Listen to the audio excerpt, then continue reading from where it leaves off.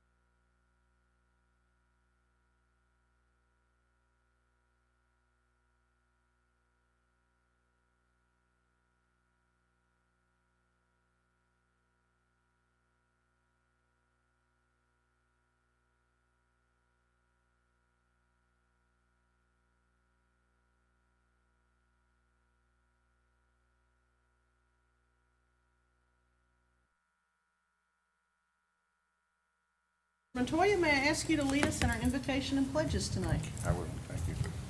Bow our heads in prayer, please.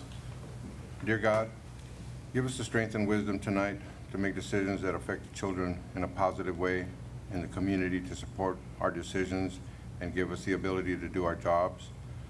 With the school starting this year, we want our teachers and our students and families to be safe. That means we have a productive year and that we may get to the top of the hill, so to speak, because we need this help from everyone. In the name of Jesus Christ, amen. Amen. Pledge allegiance to the flag. I pledge allegiance to the flag of the United States of America and to the republic for which it stands, one nation, under God, indivisible, with liberty and justice for all. Honor the Texas flag. I pledge allegiance to thee, Texas, one state, under God, one and indivisible.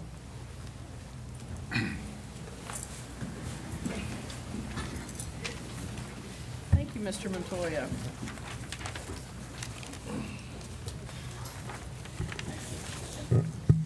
At this time, we have a number of special guests in the audience tonight.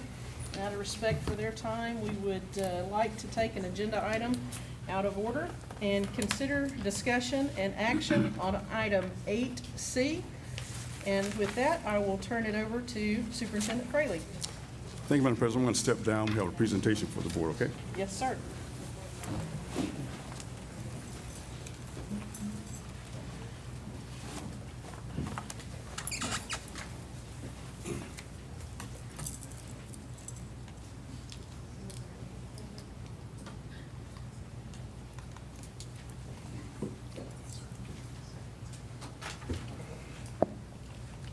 President Fish, members of the Board of Trustees, I want to thank you for this opportunity to visit with you all.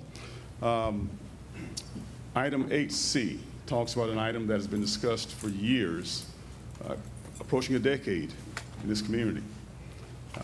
The needs for improved facilities for the boys and girls entrusted to our care. I've been here since March. I've lived here as a child, and I've been up here throughout the years since I moved away. And Nacogdoches, even though it's not my school district, it is still my hometown. And I still care about the folks here very, very deeply. In fact, I have relatives and playmates, make that clean, guys I played with, my friends back in my childhood days, who are employees here, and their children. And so they're very, very important to me as well. Tonight I want to talk to you about a recommendation that you charged a committee to bring to you. It's a bond referendum. My least favorite thing to do as superintendent is to have bond elections, but it's required, and I'll explain why in just a little bit. The overall reason and purpose of a bond election in Nacogdoches is to have new and improved facilities for our students and the staff. Three things we look to accomplish is, one, inspire our children to have the best resources and facilities to pursue their dreams. Innovate, have opportunities for this community to grow and the school system to be a part of that, to create more options and opportunities across the board. And third, to invest. I've really grown fatigued by hearing over and over again as a region at SFA that the biggest drawback to growth in this community is Nacogdoches ISD. If that is the case, what are we doing about it? How do we attract quality families, quality businesses to a community? You have to have a reason for them to be here. And many of them come here with their children, and they want to have the children in the school system that they have confidence in. And we'll have a question about, do our facilities, and all around, evoke confidence? We've had 3 meetings of the Bond Facilities Steering Committee, Facilities Bond Steering Committee, reviewing work from as late back as 2012 because the needs were identified back then, and they haven't changed other than go more expensive to meet. The first meeting, we looked at the charge from the Board of Trustees to review those assessments, look at our projected facility needs, look at proven innovative opportunities, and our own personal common sense observations to determine whether to recommend to you guys, the board, to call a bond this November. Again, my least favorite thing. We reviewed the financial data to determine the amount that we could host and afford as a bond referendum. To utilize data and hopefully shared aspirations for our school district to determine which projects to recommend. And we asked this question: how great do we want to be? And so we took the grand tour. Ms. Watson showed us around the town, and we looked at Carpenter specifically in terms of, is it a safe place? How do we like the exterior corridors, the size of the classrooms? Can it meet the modern day instructional models that we have? Can it support that and the traffic pattern? We looked at Fredonia. We look at a historical proposal to consolidate it with another school. Can we do that and still have the traffic patterns adequate and the size of the cafeteria for a larger school? We looked at McMichael. We've talked a couple of times about expanding McMichael and having consolidation there. And transportation. When I was in graduate school, our facility was the model of the region, and we took a tour of it. You wouldn't call it the model of the region right now. And as they said this morning, they facilitate, they're the force behind education. Our children see our bus drivers first thing in the morning, the first one they meet, and the last one they see going home. That's how important our transportation folks are, the school system. Meeting 2, we came back and we talked about surprises, confirmations, general comments. Mr. Narmond and I talked about our facilities compared to facilities that he was familiar with in his youth and some that I had seen in Costa Rica and Panama. And I will tell you that we were comparable to, in some places, Costa Rica and Panama, our facilities. And by the way, those are considered third world countries. What confirmations about our suspicions will we see? And just overall general comments, very important. We ask these questions. I ask these questions. Do you believe our facilities need to be improved? Do you believe some facilities either need to be replaced or closed? Do you believe our facilities attract quality families? And lastly, do our facilities communicate a healthy commitment to education? Here's how we answer those questions. They need to be improved. Some need to be replaced or closed. They don't attract quality families. They don't communicate a healthy commitment to education. Why do we have a bond referendum? There are 4 reasons for it. 1, to manage growth. In KDISD in 2007, when I went there were about 50,000 students and some change. When I retired in 2016, there were 73,000+ students. Had to build over 20 new schools because of growth. Thankfully, we don't have that problem here. But to improve academic learning opportunities, is that why you have it? I will say yes to that. To address safety concerns, we'll see. And most school districts cannot afford to pay cash for facilities or major renovations. So which ones apply to Nacogdoches ISD? The last 3. They all apply. It's important to note, and many folks don't get this, there are 2 buckets of a district's budget. Bucket number 1 on the left, M&O, general fund, can pay for anything and everything. It's where you pay your teacher salaries, your aide salaries, instructional supplies, you pay the utilities. You can also pay for capital projects out of that bucket. But everything is competing with everything there, including paying teachers and aides. The second bucket, debt service, INS interest seeking, by law can only do 2 things: pay for capital projects and also for debt repayment. The general fund bucket is filled by ad valorem taxes. That's your general M&O taxes. Debt service is only created, that tax part there, by a vote of the people. So if you're serious about taking relief off of the fund that pays for the staff to pay for facilities, you have to put more money in the second bucket. We looked at previous projects that had been considered by this community before. We looked at some that we considered the innovative and investment aspects of this bond. So you see that the bulk of them have been looked at before. We have a couple of areas, 4 areas in particular, that we wanted to look at this time around. I'll explain those in a little bit. The committee was asked to consider all these projects.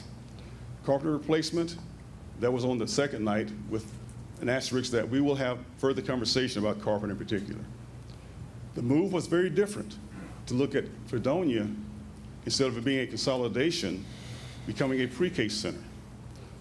The reason being is we were looking at a $98 million price tag with what I wanted to do. It wasn't going to work. So we looked at what's the bigger picture, Alton's way or NISD's needs. We all voted unanimously for NISD's needs, and that will facilitate one of the key pieces as an investment option. McMichael and Moses consolidation, that's been looked at several times before, and then converting Moses to an elementary school. Now to the principals, this is not going to happen tomorrow morning. There'll be a lot of talk and transition for that. One of the things with the pre-K center, well, yes, but do it at Fredonia. Malcolm Richter CTE High School, we have a robust offering in CTE that I was not familiar with.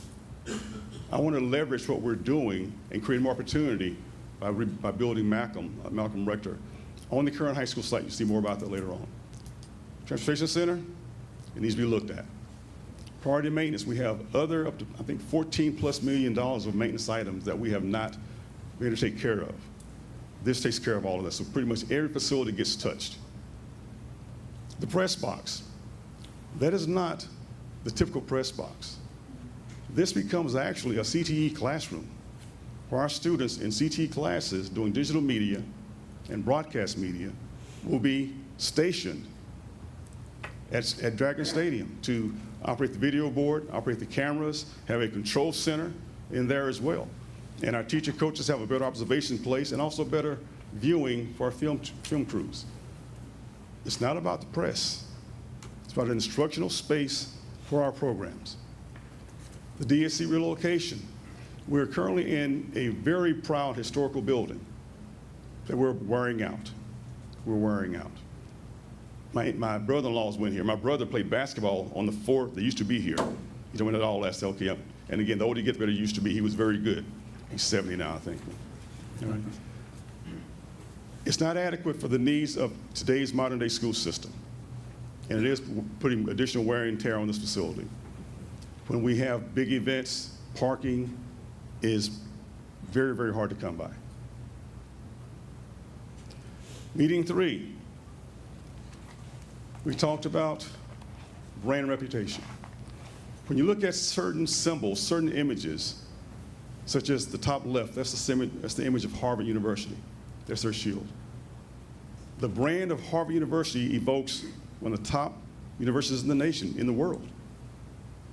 To the top right, this is the badge of or the patch of the New York Police Department, considered one of the best departments in the country. Bottom left, American Red Cross, they may have a little tarnish on them right now, but there was a brand associated with American Red Cross. That was a positive brand. The center, you see Mercedes-Benz, it has a brand. You recognize that. The Marine brand, the few, the proud, we all recognize and salute that. What's this brand? What does it represent?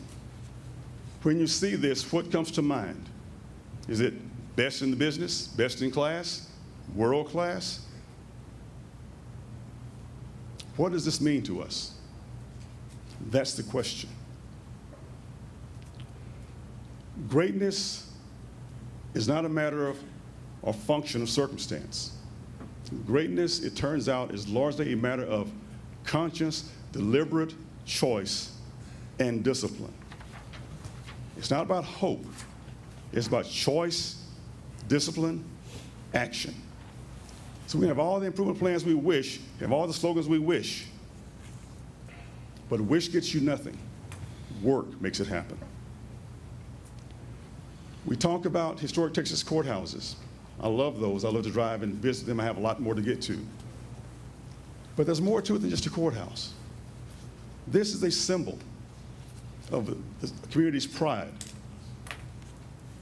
Michael Andrews, the author of the book, talks about civilizations define themselves by their accomplishments, and few more expressive than civic architecture. Public buildings speak to the vision, the economic power, the cultural maturity, even the lawfulness of a people. Communities build structures for purposes and to communicate. So the proposal list before you tonight is what we have before you, and we'll talk more about that shortly. So what we have now, this is the calendar that we have to operate under for the Uniform Court date. And so to get more into the projects, I want to bring up a good friend that I've worked with for a long time, Mr. Rick Bland. He's a partner for PBK Architects. Thank you very much.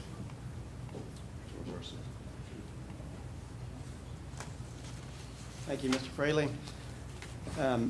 Madam President, trustees, Superintendent Fraley, thank you, first of all, for allowing us to be a part, PBK, to be a part of this process and this planning process. My name's Rick Bland. I'm a partner with PBK, been with PBK for 21 years, and have had a few projects with, and some time with Mr. Fraley, planning projects and successful projects, and just thank you for allowing us to be a part of this. Our goal, or our responsibility to the committee as they went through their charges was to give accurate data. So to give accurate data about project scopes and then also project cost. What you're going to see tonight are the costs and the projects that were presented to the committee were in two different formats. One was what's called major projects. You're going to hear major project cost and also priority maintenance and renovations. Major projects are exactly that. They are major projects to a campus. They are either a new facility, they are a major addition to a facility, or they are a complete redo of a facility in phased construction. So it is a major project for that site or a brand new project on a new site.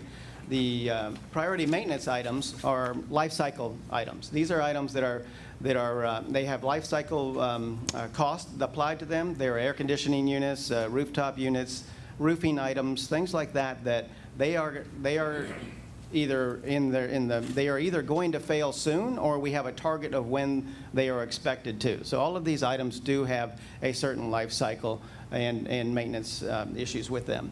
So you'll hear about maintenance items, priority items, and then also major projects. So one of our first major projects that we looked at was McMichael's Junior High addition. So this is an addition of 700 students to the campus. So when you have an addition of 700 students to the campus, the first thing you need to do is first find the area for addition. Where can you put this many classrooms and the support spaces? If you see item number 1 on the screen is this blue area here, which is a classroom block and the support spaces for 700 students. Along with that, then you also have core spaces. Core spaces are cafeterias, libraries, and other support spaces outside of a classroom block that support that number of students. So we also looked at item number 2 is a cafeteria addition. So this is a cafeteria addition would be sized appropriately for the addition of 700 students to a site. And then additional to that is you have additional parking area requirements. So this is parking requirements for staff and custodians related to that expansion. Another item that was identified for the site was item 4, which is a small concession stand and restrooms for the football field associated with the bleachers in this area. So a small area here near the bleachers, just a small concession and restrooms. So the second part of each one of these major projects is a cost sheet. So the cost sheets are broken down into various scopes, identified scopes for square footage, identified scopes for, you can see the first line item is, the first line item here is a 700 student addition for so many square feet. We multiply it by estimated cost per square foot in current dollars, and then we move on down the list as far as the cafeteria, as I mentioned, and also parking and other site-related items. So you'll see totals. When you look at these sheets, you'll see a total here, which is a total for the estimated cost at the end of 2018. So we are projecting these to be after the cost after a bond referendum when you would start to bid and design and bid projects. So that has been taken into consideration as well.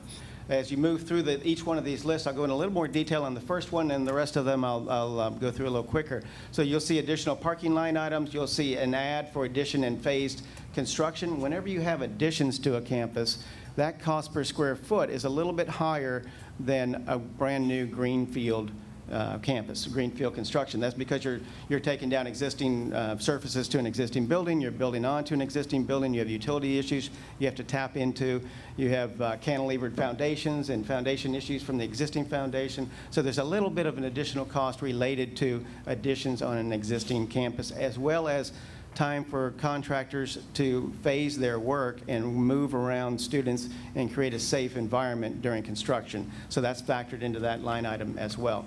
And then also the design and estimating contingency. So these projects are well thought out. There may be other items that come up as we move further down the road. If this project becomes a valid project, as it moves further down the road, there may be other design issues to consider, so there's a small design contingency. So that is the basis of the format for all of the sheets you're going to see, or all the projects you're going to see. The next project is Fredonia Elementary being converted into a pre-K, as Mr. Fraley mentioned. So the existing campus has had, recently has had several renovation items inside, the air side, the mechanical units inside. So we're calling it a minor renovation. When you see the cost items for minor renovations, a little bit less than obviously a major renovation for major interiors. So that item is a little bit lower as far as cost. However, there are other items that are identified. So there are parking issues and circulation issues, auto drop and bus drop off, circulation on the streets, the neighboring streets. So those issues are identified in the yellow blocks. You'll see this line. This is a new driveway to circle around the existing gym and make it all the way out to this side as an exit. Auto drop could be here, which means all of this then is parent stacking behind the facility. So it takes it behind the facility, away from the students in any gathering area or play area, and makes a safe environment for parents dropping off students in the morning or picking up at night. More importantly, in the evening, or in the afternoon, excuse me, this is the stacking area for pickup in the afternoon. With that, we also have a little bit of, we're moving a parking lot a little bit on this side to allow for the circulation drive. And then also when we do this, we have all the parents in the auto drop exiting here.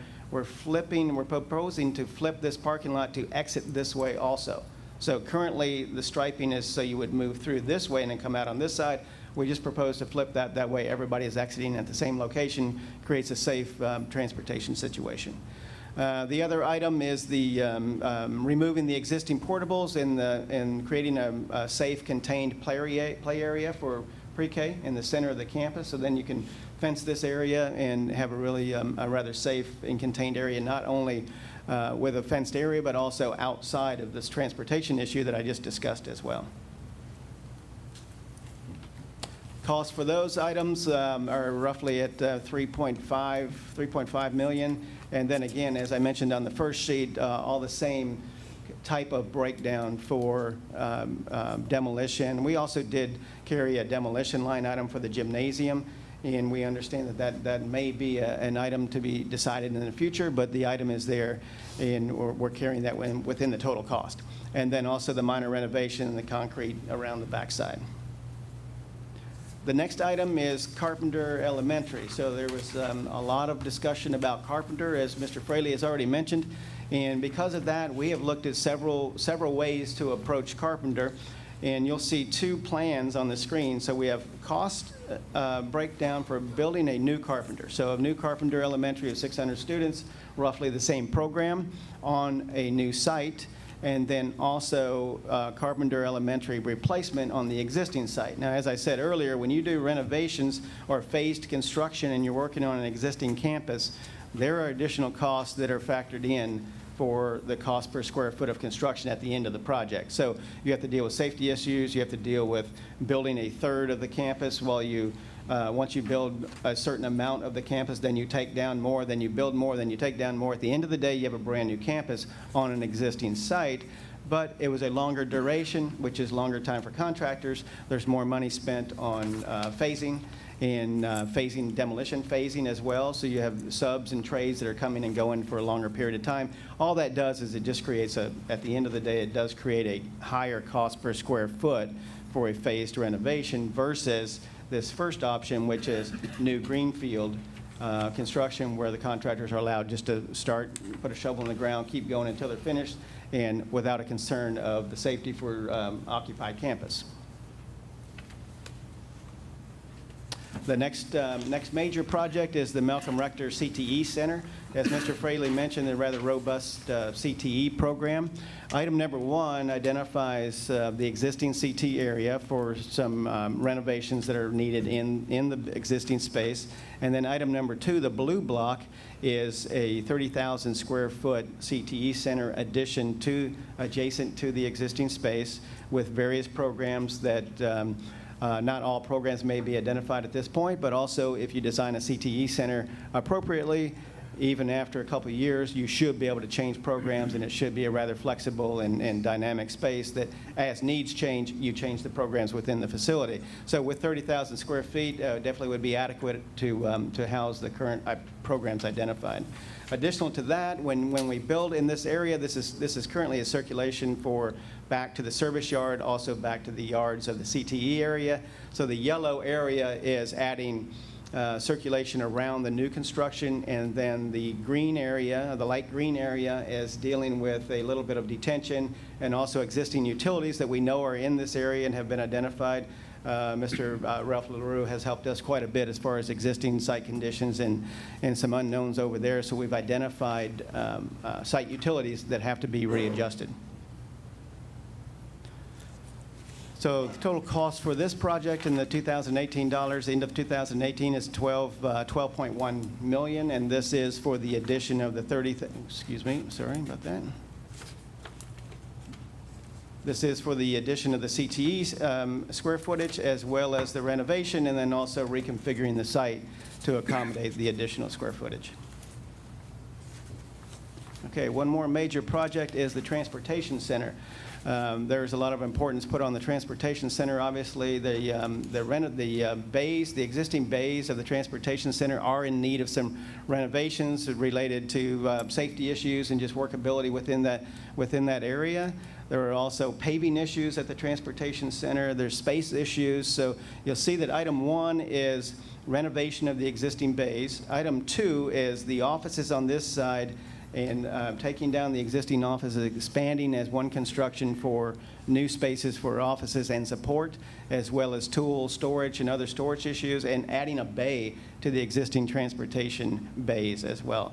Item 4 is also a little bit of expansion of paving. When we're repaving the entire site, we're also proposing to expand a little bit on this side, just to move these buses further to the north, to the screen north, to get around the new addition. Additional to that is a little covered area for the bus wash area. So the existing bus wash area is in this area, which is uncovered, which is, if anybody's washed their car out on a Saturday afternoon, you know that is quite a chore to do that out in the open sun. So it's a little covered area, a little metal roof structure. And also, if we position it on this side with the bus wash, you also can cover the existing fueling station with one structure. So it becomes a rather efficient design and rather efficient structure for both programs. Again, itemized cost for each one of these items with a total of right around $5 million. Okay, the last major project is the new press box that Mr. Fraley mentioned at the stadium. So the existing space is rather small. It also needs renovation and code upgrades, accessibility upgrades, ADA upgrades. With this proposal of a larger space that would help accommodate student programs, as well as accessibility for ADA. This would be a new elevator. This would be restrooms. And we're proposing that take down the existing lighter blue block here and then build a rather a bigger block on top of that, and that cost, and I think we're at 2,000 square foot, so 2,500 square foot total press box. When we're finished, it would accommodate the student programs, the restrooms, the elevator, and accessibility, as well as coaches and filming rooms and other things within the press box. Okay, so this is a recap of all of the major projects, and the one item that I mentioned earlier is priority maintenance items and life cycle items. So this is the major projects recaps that you see on the screen.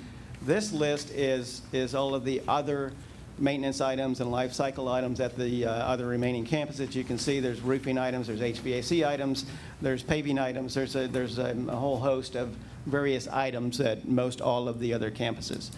and with a total of 77,995 with all these identified projects. Yeah, sure. What I want to point out on this line is right here, land acquisition for instructional facilities and infrastructure. This is Carpenter.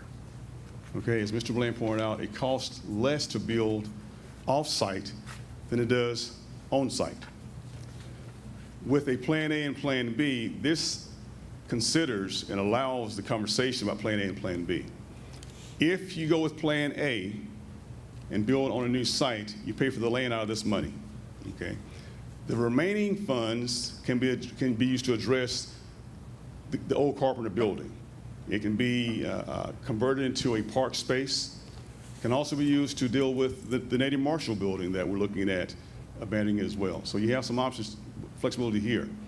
If you build Carpenter on its current site, these dollars are used to cover the additional costs required for building on site.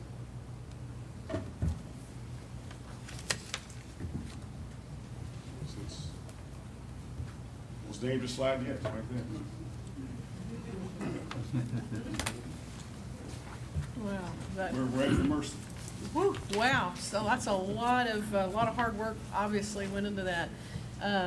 I'll start off, I have one quick question. You're saying basically adding 700 seats at McMichael, correct? And does that cover us for future growth? Based on the numbers I'm looking at, that would allow room for a little space for growth. We're not looking at the growth like I've experienced before, but when you look at another 100 seats, we can accommodate that, maybe a couple hundred seats.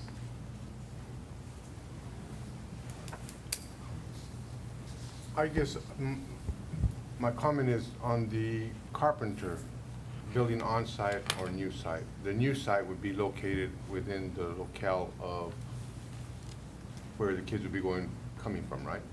I want to be very careful with answering this question because this is being live streamed by the district and other folks as well.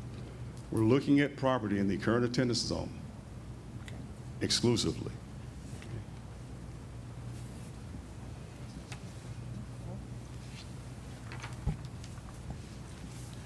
You know, when I look at Emmeline Carpenter campus, and many years ago, being a parent with two daughters attended there, I can remember I was sitting here thinking, I remember one of them coming home saying, Dad, when we head to the cafeteria for lunch, it is so cold outside. And they have to stop and wash their little hands and so forth. There are just some sentimental values there. But at the same time, our students, community, need a new building. Our students need a new facility at Emmeline Carpenter School. And I just, over the years, even working there as a principal for a short period of time, that facility is not appropriate for the elementary campus, and we need a new facility for that campus. Madam President, if I could add, Mr. Neal, sentimental value, yes. My wife's student taught there. Ms. Evelyn Jackson, the longtime principal's daughter, Shawan and I were high school and college mates, and still friends to this day. Mrs. Moore and my sister went to college together. So I have a connection to Carpenter. If my brother's telling the truth, I'm probably kin to half the kids in the school on my father's side, okay? And so there's a lot of sentimental value. But most importantly to me, I wouldn't put my child there. That is not adequate for anybody's child that is loved. I believe in history. I believe in sentimental value. I'm all over that. But it doesn't keep a kid warm walking from class to class. It doesn't keep the kids from walking almost a half a mile, it will feel like, in gale force winds in the wintertime, from one end of the building to go to PE. What are our priorities? Our past or our children's future? Well said. One more question. I'm going to switch gears just a little bit and focus back on the pre-K center. I know that a consolidated pre-K has been discussed for a number of years before I even came on the board. That's been looked at and considered.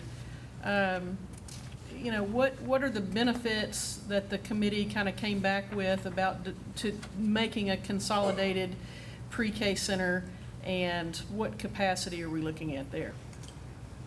When I approached the Teaching and Learning Division about it, their response was overwhelmingly supportive and positive. That's a lot of evidence for me. It allows a consolidation and concentration of the work. One of our biggest challenges is literacy, reading skills. Right now, we're doing a great job, but not the best we can do by having the program spread out different places. And plus, we only have 300 and some change students in the program. This creates seats for up to 500. So we can accommodate every person who meets the qualifications for pre-K and have space for tuition-based pre-K students as well.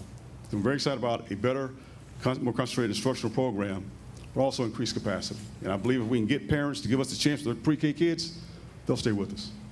Fantastic. Well, I really commend the committee's work. There's definitely some, I don't want to say surprises, but some, you can tell they took their work seriously and took some creative approaches that maybe we weren't expecting, you know, to hear. So I'm very thrilled, because that shows me that they really rolled up their sleeves and took the work seriously and did that. And I want to express my thanks to all of you here tonight that went through that process. I know you invested a lot of hours in touring the campuses and analyzing the data and creating and shaping that vision for our district's future, and I appreciate that. May make a few comments here and then open it up to the rest of the board members too. You know, thought a lot about this, was very anxious to hear this presentation tonight. It's been 3 years since the school board has brought a bond proposal to our community. And in that time, student achievement has improved across the district, with gaps narrowing and overall achievement rising. You know, for the first time in nearly a decade, all of our elementary and middle school campuses, as well as Nacogdoches High School, have met TEA standards. And that's no small achievement, and one that we've been celebrating all day today. And congratulations to everybody in this room that worked so hard to make that happen. You know, in the last 3 years, we have new administrative leadership, a new board of trustees, and we're retaining more of our faculty and staff. And while we pause to celebrate these accomplishments, there's much more work to be done. You know, we need to prepare each of our students for the world that they will inherit. And the future that we are educating them to shape is already far, far different from the world any of us grew up and were educated in. The pace of change is both mind-boggling and breathtaking. Many of the career and passions our students will pursue have not yet been invented, and they will need us all working together to help prepare and equip them to shape their dreams and seize the opportunities that will make the world a better place for us all. To achieve this goal, school facilities need to meet modern standards of safety and must be capable of supporting advancements in technology. I believe Nacogdoches ISD is well positioned to succeed, but the challenge rests with all of us sitting up here in this room and in this community. The decision on whether or not to invest in our school facilities is not a question solely for this Board of Trustees, but rather our community as a whole. And I do believe the time is right for this discussion to be held community-wide. And I, for one, want to thank, again, the committee for its hard work, and I support your recommendations. Thank you, Madam President. And I'll be glad to open up for questions or comments as well. I would like to say, You know, I came to Nacogdoches in 2000 as a school social worker, worked at all the schools, Carpenter, TJR. One of the things that surprised me was that kids had to be educated in those facilities. And frankly, as a social worker, I didn't feel comfortable in having to meet with those kids where the facilities were just not up to par. I know we passed a bond election when I came. Shortly after I came, we passed a bond election. We got Mike Michaels and we got Brooks Quinn Jones. And I think I could see the difference in kids when they had a facility that meant something to them versus a facility that was falling apart. And if we want our kids to be educated in this community, we've got to give them the best facility that we can. We owe them that, not just as school board members, but as families, as adults in this community.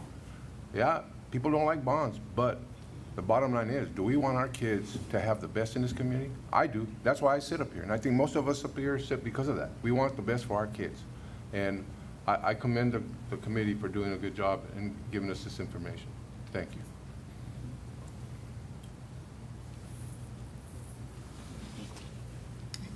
Any other Madam comments? President, if I could, in closing, besides saying amen to your comments, Thank you, sir.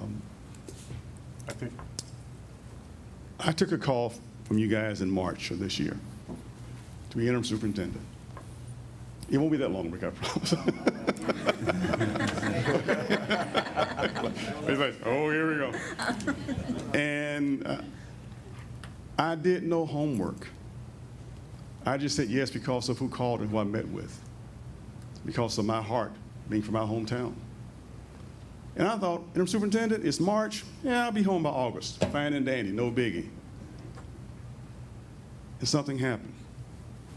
I came here and just fell in love with the staff and with our kids and the community as a whole. But then I got pretty angry because we're talking about excellence for everybody. Is our civic architecture, our school buildings excellent? Are we really giving our kids our best? And their answer is no. But there is a strong desire, I know, of this board and a lot of folks I've met within the community, to do something more. And two things. Some have said, well, I feel rushed. This work and study has been going on since 2012 at the shortest. Well, now is not the right time. If not now, when? From a practical standpoint, money is getting tight, and we don't have all the capacity in the world. We have no idea what's going to happen in 2019.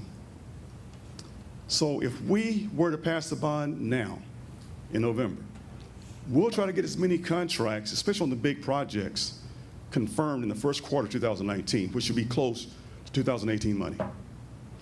If we wait till May, as some have said, this time next year, we're beginning to talk about contracts and design. So the dollars are going to be very different a year from now than they are right now. And so if that makes any sense to you fiscally, then what's the next argument against it? These children, claim them or not, are the children of this community. If you've been here more than a year, you own those buildings. Do they make you proud? Do they make you proud? This morning we celebrated an outstanding past school year, the anticipation of the upcoming school year. We're talking about how this used to be the pride of East Texas. This was the shining star of the school systems in East Texas. When I went to school in Central Heights, I wanted to be in Nacogdoches because I wanted to play football. All 165 pounds of me. I'm a little bit different now. This was the place to be. I envied what the students here had. In fact, I snuck into your journalism class here one day because the principal and my superintendent were brothers. And I came to journalism class just to kind of sneak in and see what you guys were doing. Very impressive. What is our brand looking like now? Your staff is ready Your children deserve it. When will we do it? This morning we declared, we start today. It is the return of the pride, the return of the NAC. Thank you. Thank you. Madam, Mr.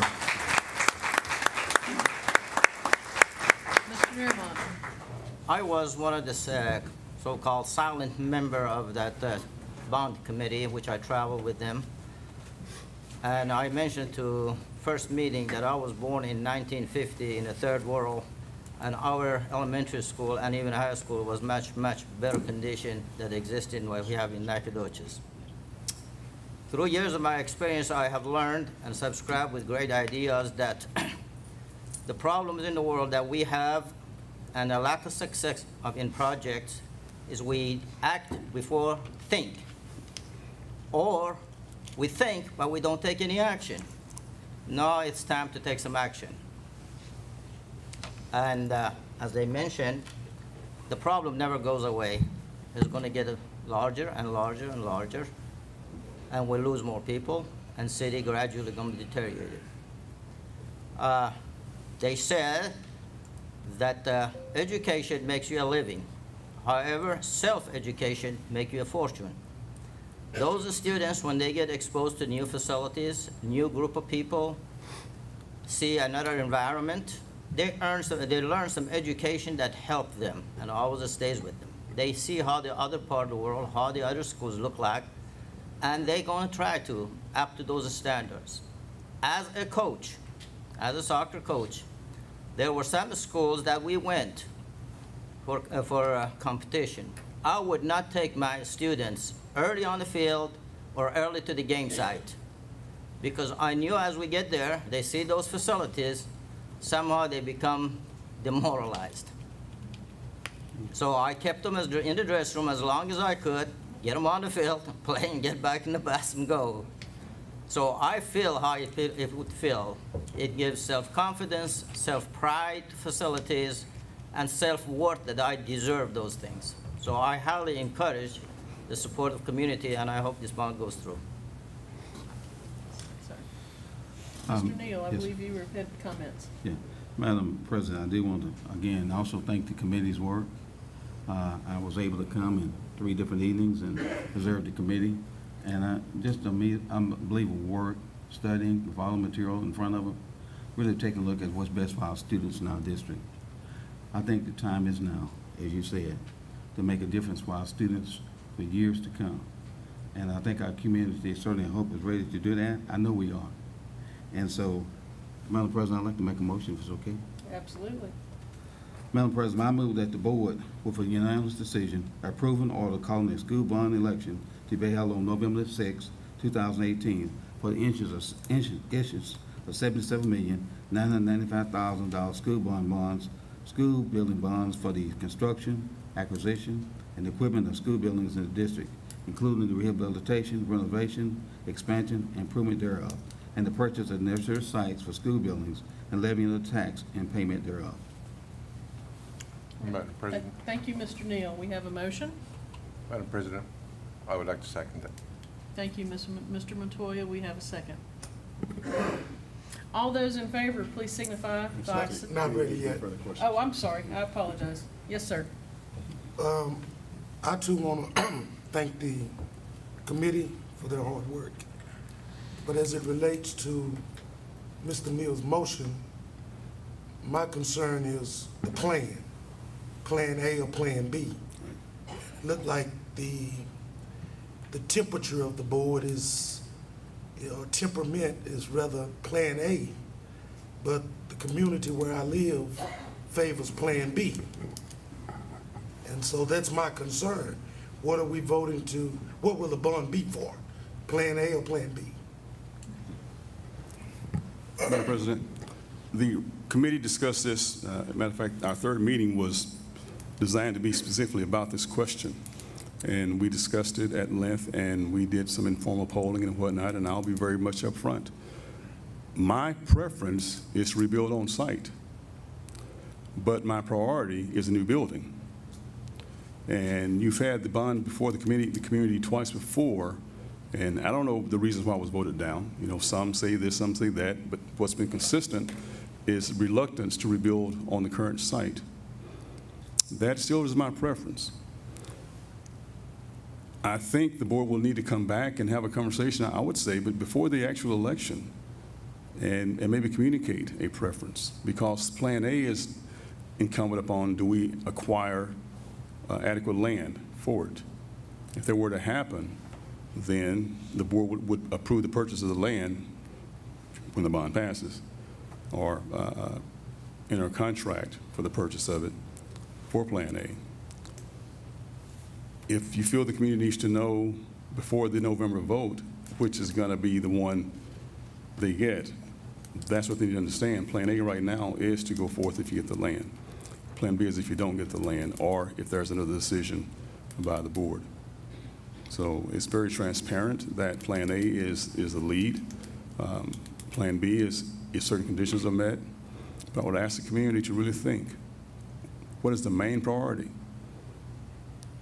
A better building for our children, or not? Or not? And so you have time to have that conversation as a board, and I would encourage you to do that. But this is about more than Carpenter. A lot of other things out there. And that's not in any disrespect at all. I lay my heart out about my thoughts about Carpenter, my connection to Carpenter. And the committee had lots of conversations about it, a lot of passion. And the consensus, based upon their standards, was to offer Plan A, then Plan B. If there is a desire to have a switch of those priorities, that's the board's call. And that conversation can be had.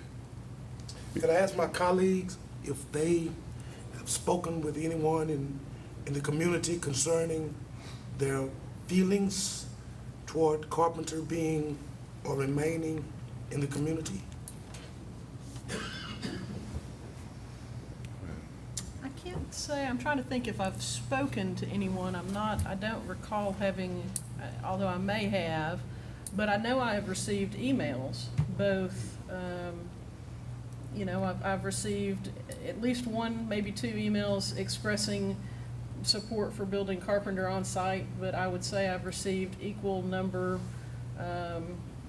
emails saying the school, we need a school, and I don't want the question of location to prevent moving forward with a new Carpenter, is my takeaway from some of those emails as well.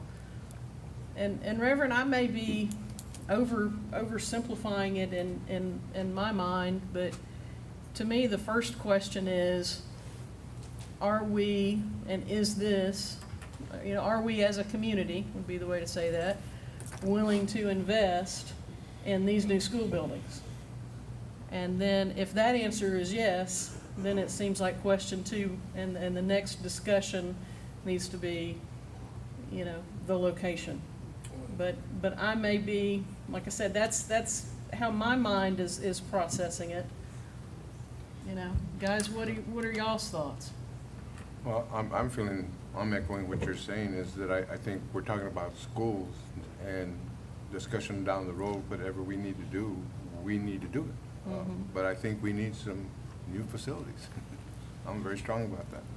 I think Mr. Fraley explained it well, that we wait until discussion and make a decision here or there. Mr. Fraley, in the priority maintenance items identified where you have everything listed, there's a line item for land acquisition for instructional facilities. Isn't that kind of, or I understood that to be where we were putting sort of a contingency for A or B? Correct. That's what I call it, was a contingency. So it's part of this. So if you go with, if we stay on site, then that's where that money comes from. Yes, ma'am. And if we don't, then that money would be used then to make those other places better that we're Right. moving. Now, I understand, but tonight, the motion is to give permission for the bond, the referendum. Yes, sir. And we haven't decided on for what, the plan. That's what I'm saying. The plan is not decided. If I, Reverend Irvin, And is that not important? Maybe that's not important. Reverend Irvin, the plan is decided. overall for the bond referendum. Okay. For all the other projects, there's a list there. It pretty much touches every instructional space. The question that the board is being asked to be very sensitive to is Plan A or B for Carpenter. The other ones are not in question in terms of recommendation.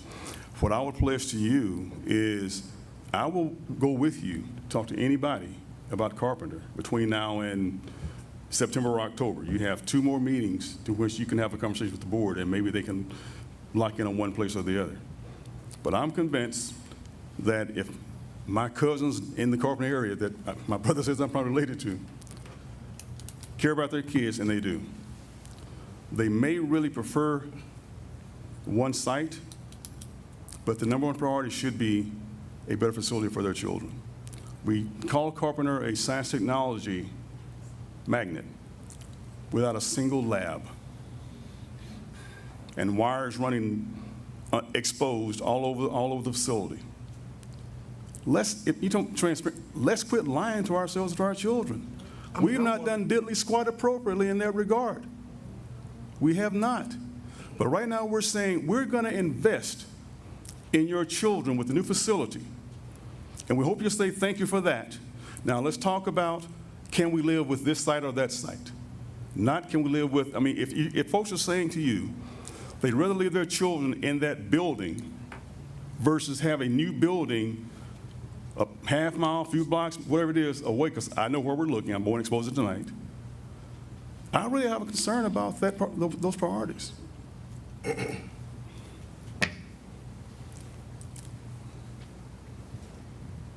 But say, I'm willing to work with you and talk with folks, and if there's a compelling argument that we can bring to this board, man, I'm right there with you. I'm right there, because again, I'd rather keep it on site for a lot of reasons we can talk about.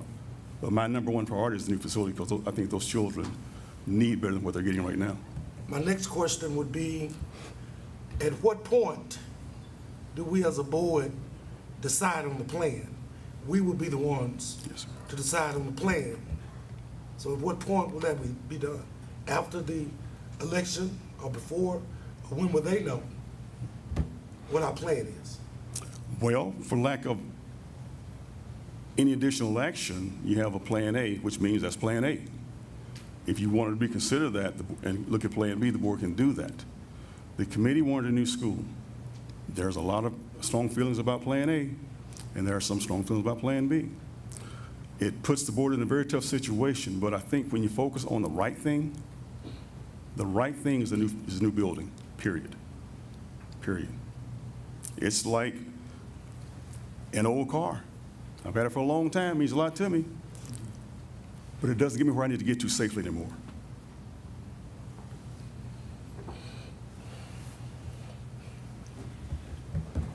I think that I need to share with some of you that were not at the committee meetings. I attended the first 2 meetings.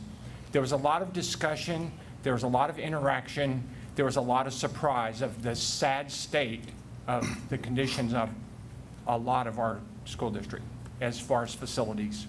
They were uninformed, and even though I worked at Carpenter all last spring and I would go there 2 times or 3 times a week, I was unaware of the terrible, derelict condition of that school and the teachers and the students having to be placed in that. And we expect them to excel in the STAR. That's ludicrous. But they did. Miraculously, they did. They overcame. And this is what we need to do now. We need to get vision for this school district and this city. And if we can't do it here tonight, we will never do it. Now, we're not looking at options like going and buying a car. There are no options. This is the streamlined model that we're looking at.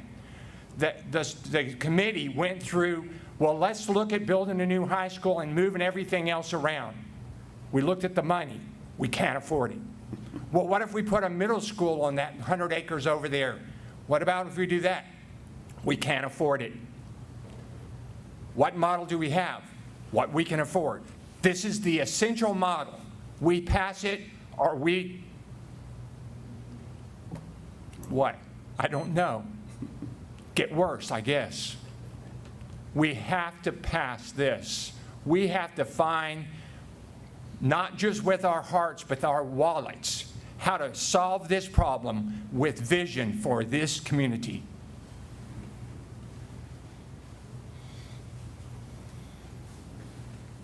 Reverend Irwin, I will say that the individuals I've spoken with, they have passion for M-line carpenter, but at the same time, they said the bottom line is that we need a new facility for our kids. Said our students deserve a new facility, and we support that.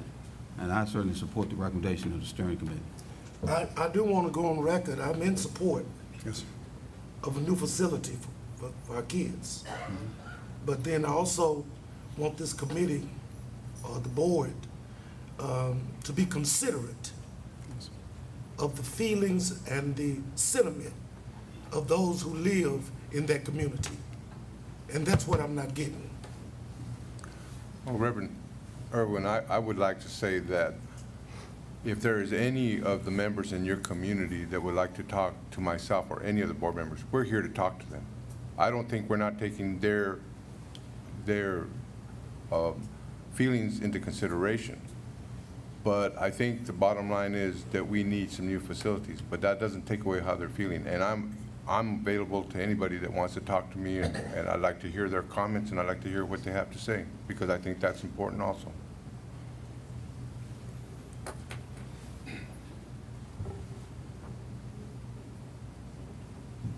Any other discussion, questions, comments? All right. Reverend, I'll call for the vote then. All those in favor, please raise your right hand and signify by saying aye. Aye. Any opposed? Motion carries unanimously. Thank you very much. Thank you. Now we can have Mr. Greer come, thanks, Mr. Bland. And we have Mr. Greer come up and talk about the financial impact.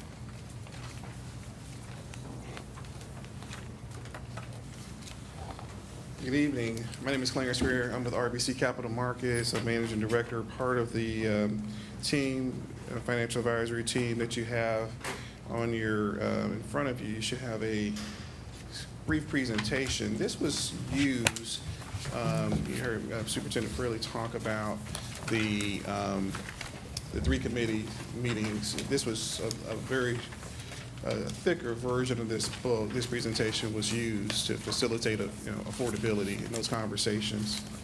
And so what we'll do tonight is just to kind of review just a few pages about affordability that we talked about.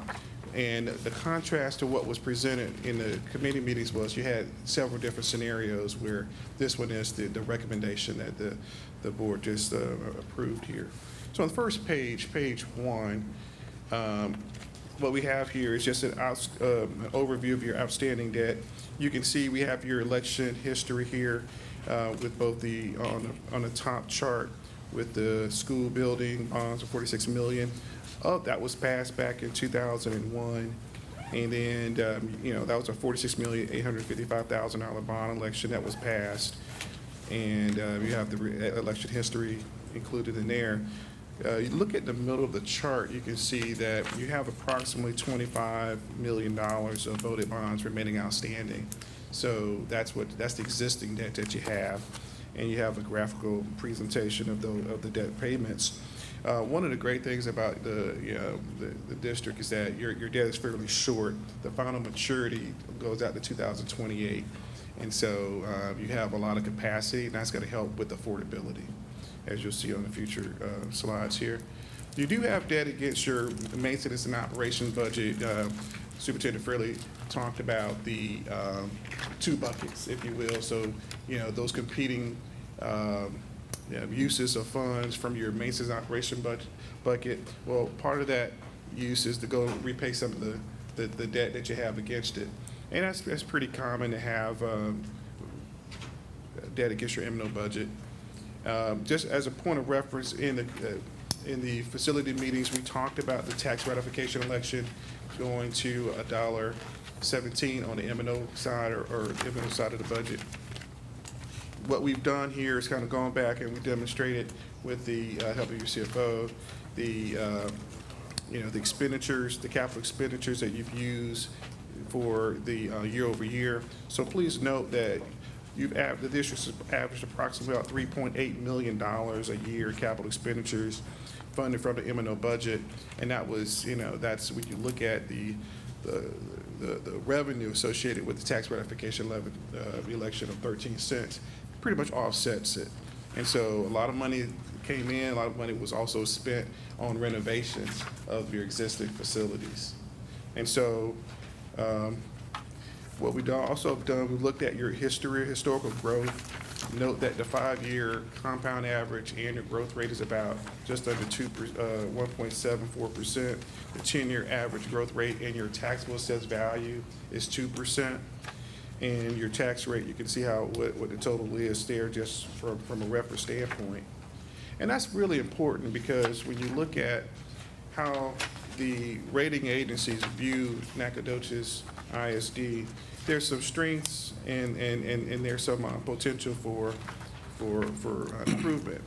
One of the strengths that they note is that the actual team, the governance board, has a really strong board policy for financial reserves, and you can note that under the strengths, the second bullet there, health and financial reserves driven by board policy.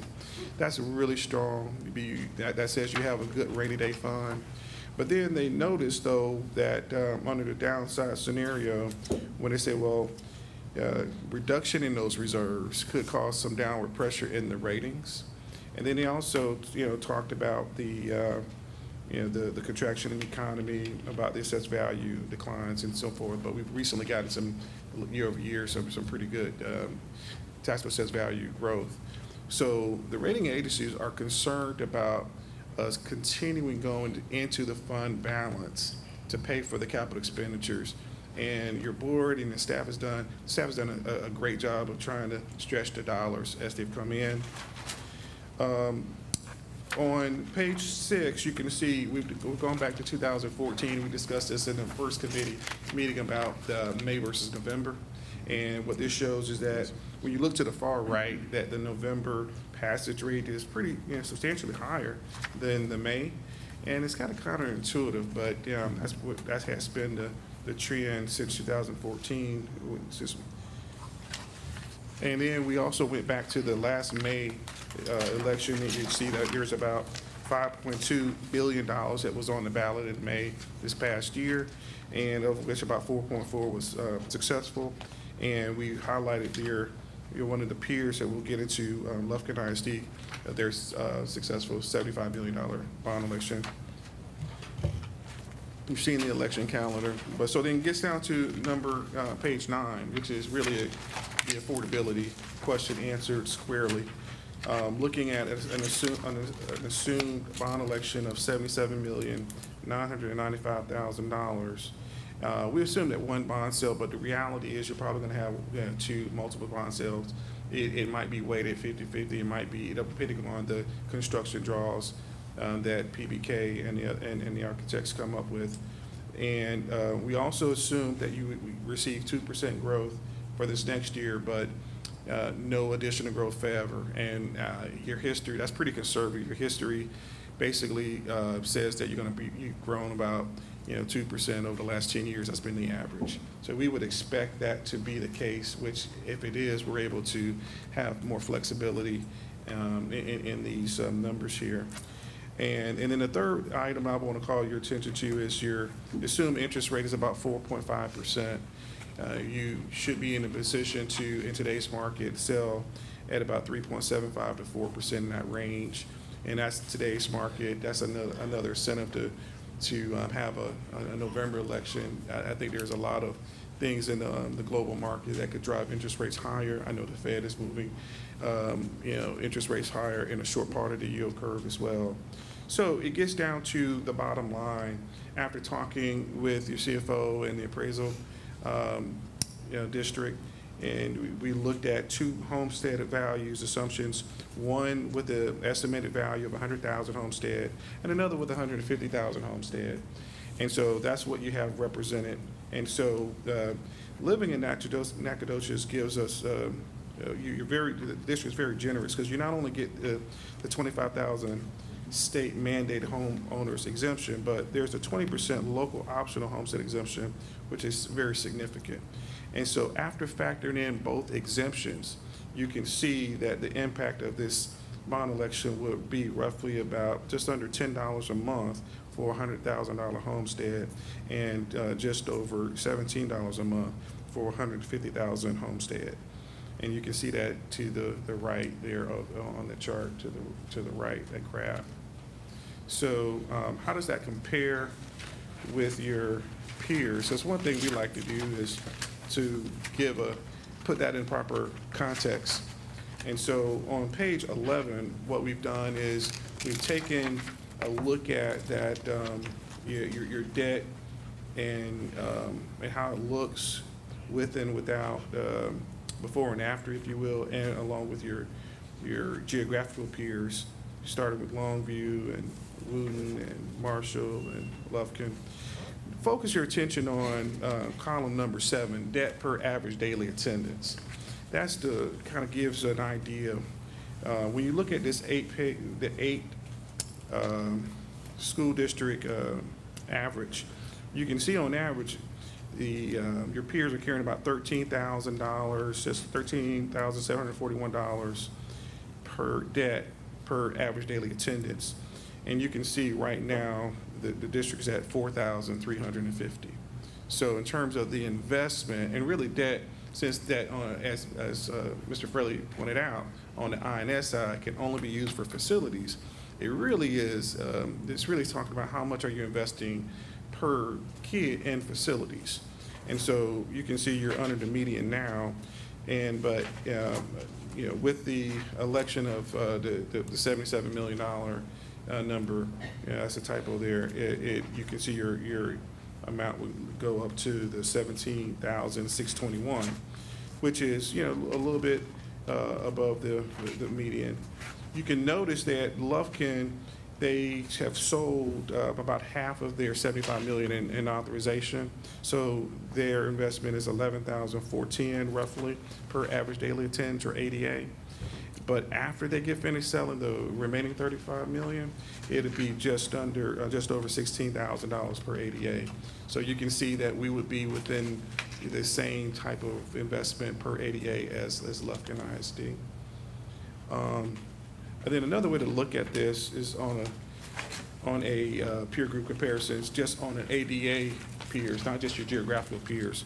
Calling your attention again back to column number 7, you can see that the average, looking at from Waller ISD to Flower Bluff ISD, the average here is about 18,300, just under 18,300. So you can see how that 17,621 would pretty much be just under that average. So you're right would be right within a good peer group analysis there.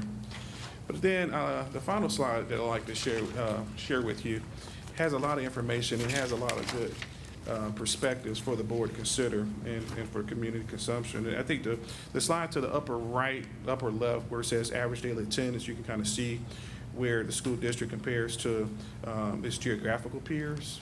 The slide to the upper right-hand corner, the 10-year average daily attendance growth percentage, you can see how where the growth projections are. And as Mr. Fraley said earlier, this bond is not about the accommodation of growth, but it is an opportunity to make your facilities more appealing, and thus recapturing the growth that might have exited your district. And one of the things that we talked about in the second committee meeting, that every student that you're able to recapture or get back into your district represents $8,000 on your maintenance and operations budget per year. Significant opportunity. And so while that you can see over time, that could be an opportunity for not just to upgrade your facilities, but also increase your enrollment and also increase your funding on your M&O side and provide you more with great flexibility. And then the last idea I'd like to share with the board is your total tax rate. And this is how you have to look at, to kind of peel back the onion, if you will. If you just look at it first blush, if you say before and after, so right now, on the lower left, where it says total tax rate, Nacogdoches ISD is $1.33, and you see how that compares. And oh my goodness, if you pass this $77,995,000, we're going to be topping the geographical region. But wait a minute, that's just total. That does not factor in something special that you do, which is how unique you are in terms of the 20% exemption, optional exemption. When you look at the effective rate, factoring that in, you can see you go from $1.55 to $1.24. That's the effective rate. Because Longview, Jacksonville, Lindale, and Lufkin, they don't offer the optional exemption. And so it's a great benefit that the board has held for years. And what it does, it basically makes this bond election much more affordable than at first glance. So you can see how it compares on a net of the 20% optional homestead exemption. So I think you're in position. Affordability looks like it's within your peer group, both geographically as well as on an ADA basis. See if you have any questions. I appreciate this work. It makes me feel good to see that we would be kind of right in the middle of that peer group should we pass this bond, so that's good. You made an interesting statement. I want to come back and I want to make sure I heard it correctly. You said that in rating, the rating agencies do not necessarily look favorably on the fact that we've been dipping into our fund balance to do capital expenses. That's interesting to me. That's correct. They really look at what they call the willingness of the community to pay the tax, as evidenced by passing needed bond elections at your own election cycle. And some of your peers are on 10-year election cycles or 20-year election cycles. But to the extent that you don't have the benefit of successful elections, you have to dip into your M&O budget. It's another competing use that could be going into the instruction and with teacher raises. It goes into the demand, and they're basically raising the concern of quality of education because you're going to have fewer dollars that's going to be available to attract and retain great teachers. Absolutely. Because you're going to now have to divert dollars away for capital expenditures, where some of your peers might have to have the benefit of having that other bucket of money. They don't have to utilize that. Right. And so how can you remain competitive? That's, and so that's how they're looking at it. yeah, and you step back and hear that logic and it makes sense, but I would have never guessed it. I think I would have approached it from we're trying to use every dollar of taxpayer money wisely, but yet I see what you're saying. Every time we dip into our operations to pay for capital, we're taking away from the kids. Yeah, below a certain point. That's right. And so, obviously you can have some pay as you go is very smart, but I guess when they're saying when you go below the designated portion of your fund balance policy that you have a very, very robust policy, yeah, that's when the concern, because that's not sustainable year over year. What is sustainable is addressing the capital expenditures on a permanent basis instead of the repairing on an annual basis. Fantastic. Well, I appreciate that. I think the other interesting note that I saw in here that I would just kind of like to point out is that that we, since 2008, that we have spent that 3.8 million in capital expenditures funded from the M&O budget, and that's basically we spent a little bit more than we received on that 13-cent tax rate election we did back in 2007. I think you see that on page 3. I get that question a lot from our citizens. They say, wait, we approved this 13 cent and that was supposed to answer all of our questions, and this is a definitive statement saying, well, we have used that money for that purpose. We've taken that 13 cents and we've put it back into capital expenditures, which is what we said we would do. But but that's still not gonna answer the call for building a new school. Right, that 13 cents was put into the M&O bucket. It was not put into the capital bucket. That's a great observation. Any other questions? Thank you. If I could add one thing, Madam President. Yes. We don't really have a lot of competition in terms of cities. We have Longview, Marshall, Tyler, and all that, but when you invest in your school system, what I've seen happen in a lot of places is your overall business environment grows healthier. And what that does is that increases the total value of your property. And that value is what the tax rates are applied to generate your tax bill. So when you have a higher taxable value business environment, you have more revenue coming in per penny. So you can actually lower your pennies and maintain the revenue required to pay your bills. I passed a $748 million bond in Katy. The year before it passed, we dropped our tax rate by a penny. That bond was going to require a 4-cent increase in the tax rate. My understanding is to this date they've not raised it, because what's happened is the economy has been healthy within the school system. The investment from businesses have been healthy in the school system. The investment in more houses has been healthy in the school system. And so we have more folks paying the bill, which means you're carrying less and less of it on your own shoulders. And this need that we're looking at fulfilling tonight, in many places, and from what I'm hearing, this is a place that has tremendous growth opportunities. And right now, we've been one of the holdbacks. Well, I know the city's looking at some things. University's looking at some things. NACO's looking at some things. They may get it done. But if we're not at the table also, we do, in fact, run the risk of hindering the growth and development.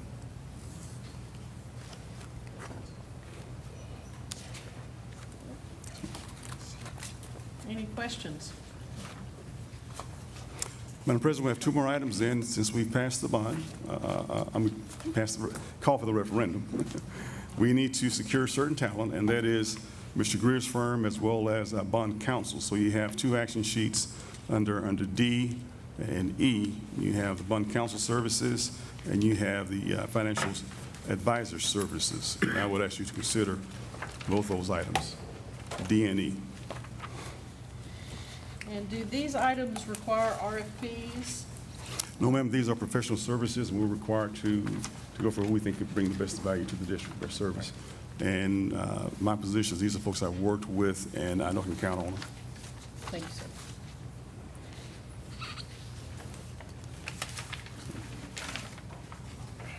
All right. The chair will entertain a motion.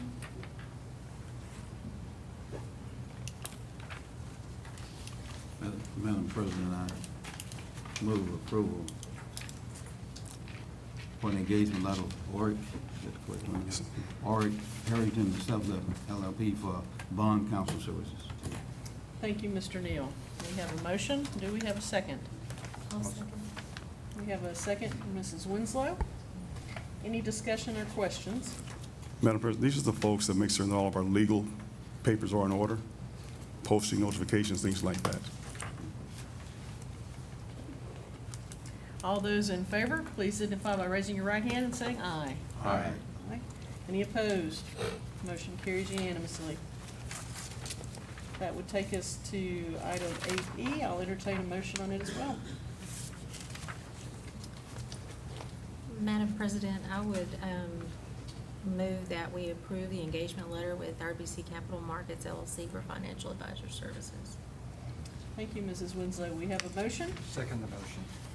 Thank you, Dr. Groman. We have a second. Any discussion or questions? And these are the folks that keep the money straight. All those in favor, please raise your right hand, signify by saying aye. Aye. Any opposed? Motion carries. Thank you very much. All right, now we will return to the regular order on our agenda, which would be item 4. We will now proceed with a public hearing regarding the proposed tax rate for the 2018-19 school year.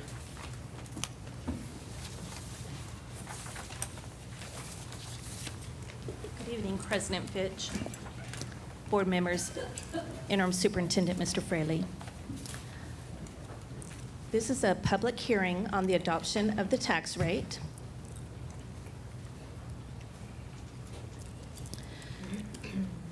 The board adopted a budget in June of revenues, estimated revenues of $51 million and estimated expenditures of $51 million for a balanced budget, with an estimated ending fund balance of $21.3 million. This budget was built with a projected ADA of $5,775, students, ADA, and a proposed tax rate of $1.17. Debt service adopted budget was estimated revenues of $3.5 million, estimated expenditures of just under $3.3 million, with an estimated ending fund balance of $3.5 million. This was built with a proposed tax rate of 16.25 cents.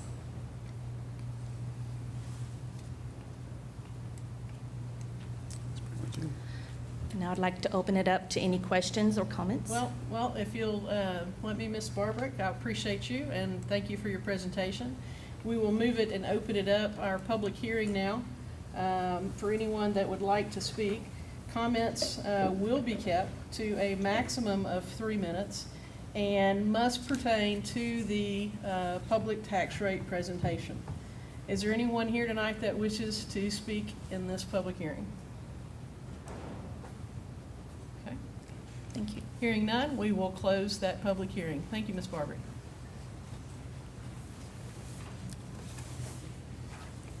All right, that brings us to a really fun part of the meeting, the celebrations and information items. First off, we'll kick it to Mr. Les Lineberger. Thank you. Good evening, President Fitch, board members, Interim Superintendent Fraley. Wow, we've had a lot of things happen today. A lot of good things this morning. More things take place tonight. And like Ms. Fitch just mentioned, we've got one more to add to the list here. Back in my previous life, we would talk about times about a story being so compelling, so interesting, that we would say it would write itself. And that came to mind this week while I was thinking about introducing this next subject here. And when thinking about how best to do this, I thought, you know what, it just writes itself. So please allow me to introduce the Region 7 Elementary Teacher of the Year, Kylie Altier.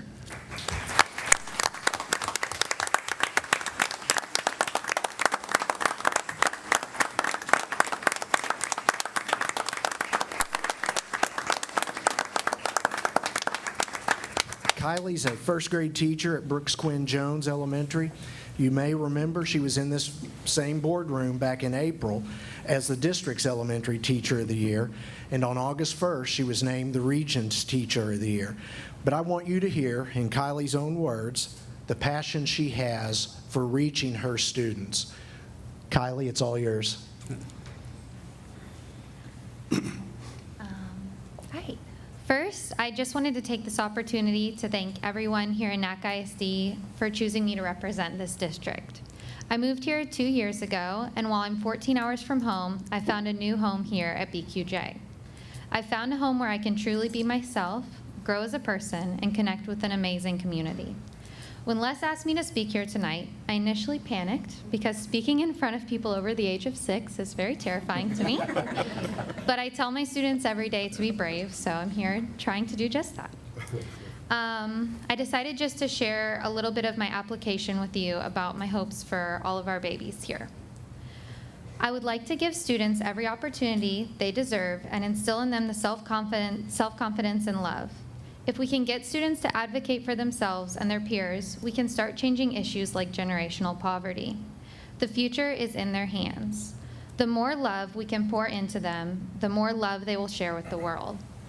I want students all over our country to know that their greatest hopes can become a reality and they can achieve dreams they haven't even dreamt of yet. I want everyone to know that we cannot move forward without the help of each person in the community. Let's be a society that prevents problems instead of reacting to them. Let's be a society that brainstorms how to solve problems instead of dwelling on them. Let's be a society that lifts up all learners instead of labeling them and putting them in boxes. Let's be a society filled with love instead of hate. I believe all of this begins and ends in education. These were the words that rang through in the very extensive essays that we were asked to complete. While this honor is incredibly humbling, the true gifts are the best friends that I get to teach every day, and knowing that the people who chose me must value love and education as much as I do. With this in mind, I could not be more excited to continue pouring love into our school with not just my students, but all the students here. Whether it be through our class in the grass, buddy reading with third graders, tutoring fifth graders in math, or eating breakfast with just any child who needs some extra love. For me, this year will be about ensuring every student on our campus knows that they are loved. So, thank you again.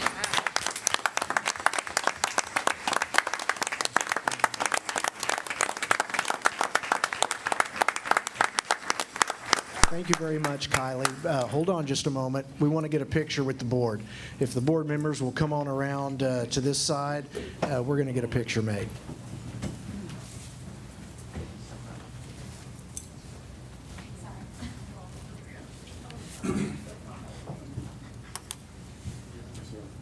That was really beautiful. It really was.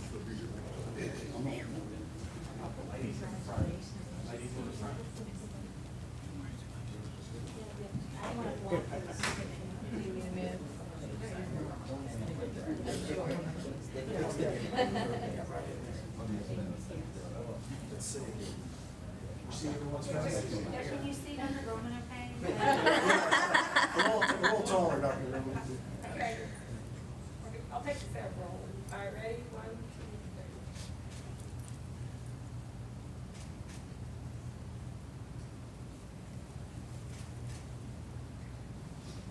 3. Okay. Thank you. Thank you very much, Kylie.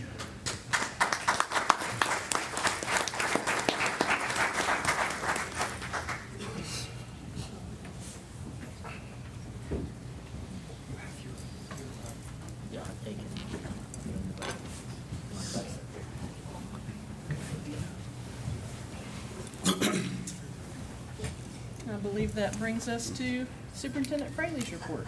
Thank you, Madam President. We've talked a lot about campus and district ratings the last couple of days. I'm very happy and pleased with the performance of our school system. Again, I'm not the biggest fan of the current accountability system, but at the same time, those are the rules of the game. And right now, we are doing quite well within it, especially considering all the things that our staff has overcome and our kids have had to go through as well. But having the letter grade C, it could easily have been a B or an A, just a tweak here, a tweak there. And I really want to commend the staffs of Fredonia Elementary and Carpenter Elementary for what they have done.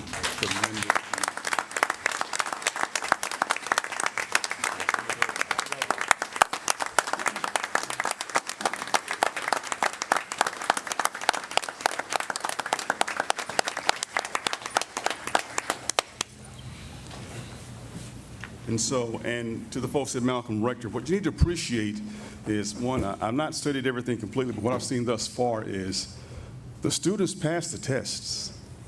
They pass the tests. This hour rating is because there's some arbitrarily designed gap measure between this subpopulation and that subpopulations. Both passed, but they're saying you had a higher percentage of passage with this group than that group, and therefore we're going to put you in IR. Malcolm Rector, you have no reason to hang your head. I'm proud of you guys as well.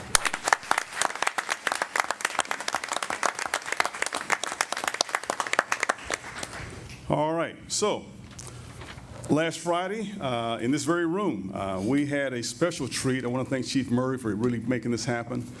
We hosted an appreciation breakfast for all of the Nacogdoches area first responders. These are the folks who, as I said before, are typically running into the building, into the situation while we're all trying to run out of it.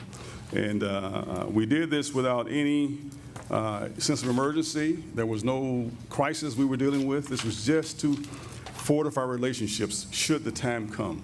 They would make a radio call. Chances are we've met the person on the other end of the radio. And so I want to thank the folks from our own NISD, outstanding team there, the folks from the city of Nacogdoches, and the county sheriff's department represented, student of Austin State University's police officer, chief and assistant chief came. We had county and city hospital emergency staff here as well. So all the emergency responders came. We just broke bread and fellowshipped. And a lot of folks got reacquainted, and some folks made new friends. So really appreciate that. So Chief Murray, thank you for your leadership on that. And yeah, give her a hand.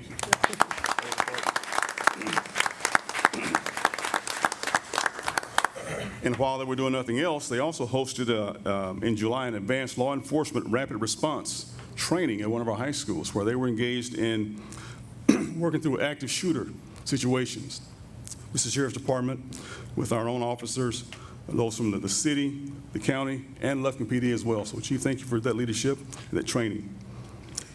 Ms. Barbrick, thank you and your team. The district we earned a superior rating in the state's financial integrity rating system of Texas, the first. So thank you for what you've done. Thank you.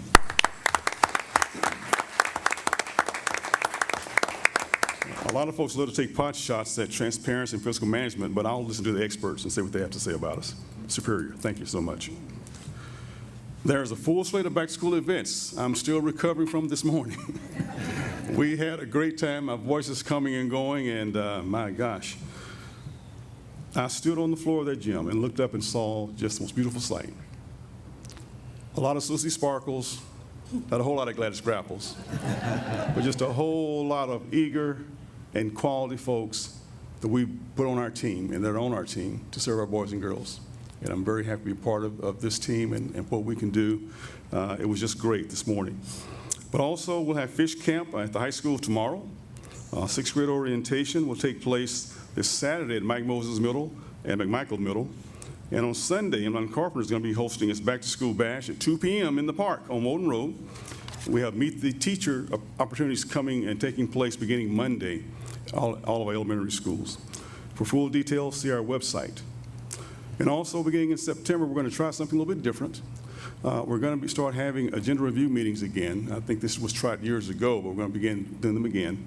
And so this way, we send the agenda out to the board members in advance, and they ask their questions via email or phone calls or whatever it is, one by one.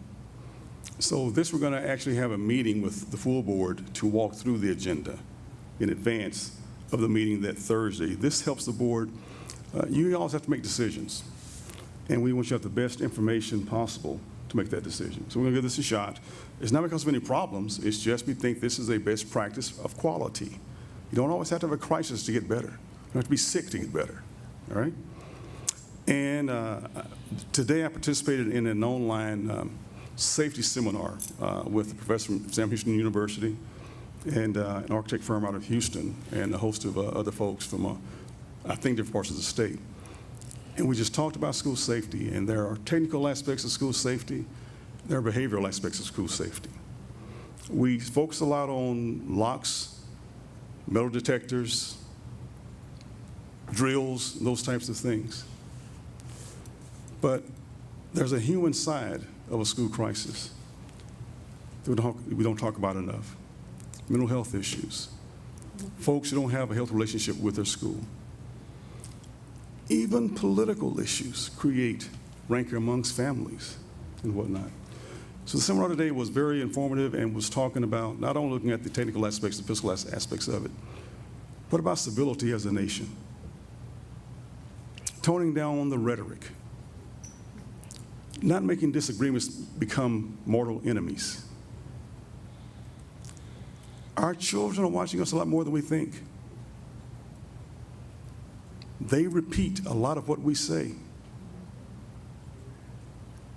All I would say is just, in the words of a famous rapper, check yourself before you wreck yourself. Thank you, ma'am. Thank you.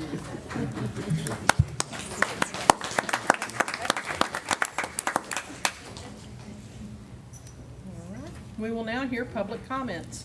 Individuals wishing to speak completed a form located on the table by the entrance door and turned it in prior to the meeting.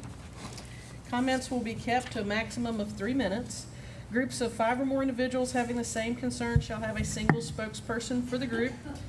This open forum is not the time or place to make complaints about a district employee. The board has a specific complaint policy and procedure for presenting those concerns.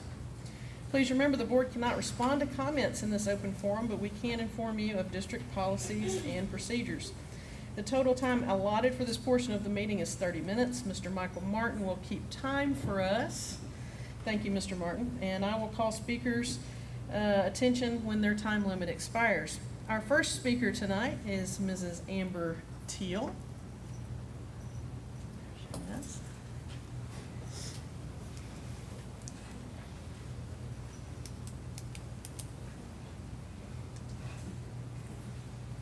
Good evening, Mrs. Teal. Good evening. Guess I'm going first. Just a second.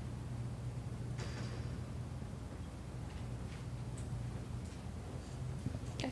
Good afternoon. There are a lot of children in our district who have been retained and are currently facing retention. A mom of elementary twin boys in our district has one twin facing retention. Mom was told by the principal there was nothing she could do about it. Can you imagine the devastation that this will have on these boys, twins, born in October, are at risk of being separated for the first time in their lives? Think about the bullying. Think about how this decision will affect them forever. They will continue to attend the same school with the same peers and will be taught by the same teacher whose class he did not pass. This same twin who failed reading class scored above the campus and the district averages on the reading star. And the district can bank on him bringing those averages up next year when he has to retake it again. There's another young man whose teacher suspected that he had ADHD and suggested that he needed meds. So the mom did what she thought was correct and took her son to the pediatrician. The kid was tried on 3 different meds, and the teacher then complained that he was zoned out. During this medication trial period last spring semester, his grades dropped in every subject, ultimately causing his overall math average to be a 68, resulting in automatic retention based on your policy. According to EIE Legal, a student who does not meet district standards or policies for promotion on the basis of academic achievement or demonstrated proficiency of the subject matter of the course or grade level shall be eligible for services under optional extended year program. Yet our summer school is limited to 8 students per grade level per school. How is this fair? Neither of the young men, along with my son here, were offered summer school even though they were close to having that required 70. They weren't given every opportunity to succeed. According to Mental Health in Schools Program and Policy Analysis UCLA Center, students who are held back do not succeed at a higher rate than kids who are socially promoted. In fact, they often learn less than socially promoted students in the next school year. It's also reported that one effect to the No Child Left Behind Act has been a trend for teachers and administrators to retain unsuccessful students with the aim that these students will score higher the next time they are tested. We need to make sure that this isn't the practice that is happening as we celebrate all of these gains and turnarounds our district has made. For at least the past 4 years, I've heard concerns of lack of parent involvement from teachers, parents, administrators. I've offered ideas, volunteered my time and efforts to improve parent involvement, but I now understand why parents don't show up. Because they've been turned away and told there's nothing they can do about their child's future education. I urge the board to take a look at our retention policy because currently a single teacher can determine our children's futures. I also urge principals to consider the psychological, social, and emotional effects retention can have on children, especially on those who need just a little bit of extra help and may not have clicked with the teacher's teaching style. Our children deserve better, and our parents deserve a voice in their child's education. Thank you, Mrs. Steele. Madam President, may I respond? Yes, sir. First of all, thank you, Ms. Teal. You have helped me accelerate my look into what I'm going to call, and I'm sure I'll be quoted on this and maybe even criticized, but this is the way I see it, a systemic trap. We have a hard and fast policy that allows no latitude or discretion. We have limited extended year programs for our children. We've created a trap, and we've got to do better.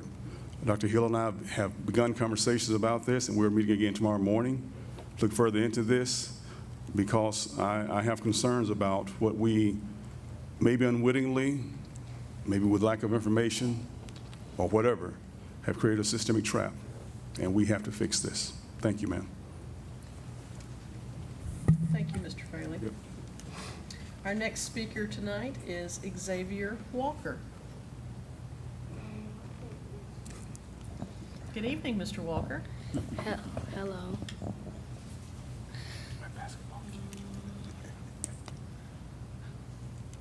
So when I was in school, and then when I got back, I was like a little bit sad, because when I got back home, I was a little bit sad because I had like a 68 on my 60 something on my reading, and then she trying to hold me back, but I'm thinking you're not supposed to hold like people back when it's close to a 70.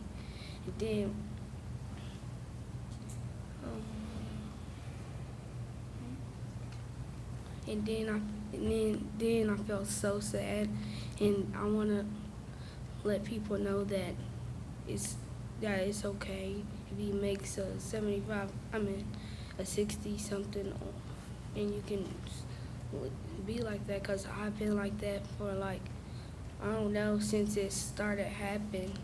And then I praise God and I love him. Then we tried to work it out by going somewhere to help me go back to 4th grade. Thank you. Thank you, Mr. Walker.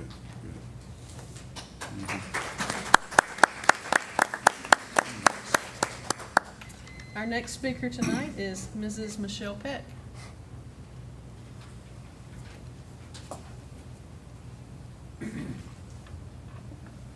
Good evening, President Fitch and Mr. Fraley and the board. Welcome to another new school year. As a parent of 2 Nacogdoches ISD students, I'm greeting another back-to-school season answering one of the same questions over and over again. How could you possibly send your kids to Nacogdoches ISD schools? Yesterday's news from the TEA is exciting. There's been monumental growth, but as you dig into the data, you'll see where we can do better. The assessment of improvement required found a place onto report cards for Emmeline Carpenter, Fredonia, Nettie Marshall, Malcolm Rector, and Nacogdoches High School, two schools of which my kids go to. The district reported a staff turnover rate of 23% following the 2017-18 school year, 40% at Regay, 26% at Carpenter, 24% at Mike Moses. This creates some opportunities to train and develop dozens of new teachers and principals. I served on the recent facilities steering committee and heard again and again that people with choices, parents and teachers, don't choose NAC ISD schools. Mr. Fraley said parents who love their kids don't send them to Carpenter. We heard parents don't come here and recruits walk away because our schools don't look good on the outside. We didn't acknowledge our barely C rating in the pages of negative scores available to outside observers. We weren't charged to address the other issues facing the district. With all of the news and turnover and the brokenness, my kids, I choose for them to attend Nacogdoches ISD schools because they are our community's schools. Sure, the facilities could be better. We definitely want conditions to be safe, but for this parent, the one who chose Nacogdoches ISD, I want the culture renovated too. Like with books and people, it's truly what's on the inside that counts. And I think a pretty building will improve perception for a while, but respect and communication could be transformative for Nacogdoches ISD. I've lost track of the number of board meetings during which I've taken 3 minutes at this microphone, and sometimes I'm here to give a voice to my personal concerns, but many times I've taken the floor to speak for others who could not attend, or those who didn't have the courage and the trust to step into a public forum. I've raised really serious concerns from this spot that for some of the communication I've received have been completely ignored. I've sent hundreds of emails into a nacisd.org void that have never been acknowledged. As we return this fall, the district has added a newly developed funded and staffed Department of Communications and Community Engagement. As a board, I encourage you to take the concerns you hear inside these public forums and via email and direct Mr. Fraley to use the resources of this new department to respond. Acknowledge the concerns raised by people who elected you to serve our kids. Direct solution seeking. At the very least, please open your email, send a reply to the people that lets them know that you received our messages. Thanks. Thank you, Mrs. Peck. Madam President, I must bring a clarification. Ms. Peck said that I said carpenter parents don't love their kids. Total misrepresentation. I raised a question, not a condemnation or a determination, so please don't misrepresent my words. Thank you.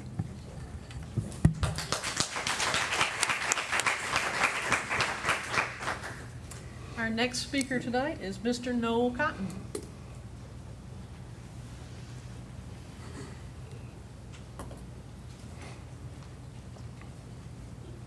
Good evening, Mr. Cotton. Good evening.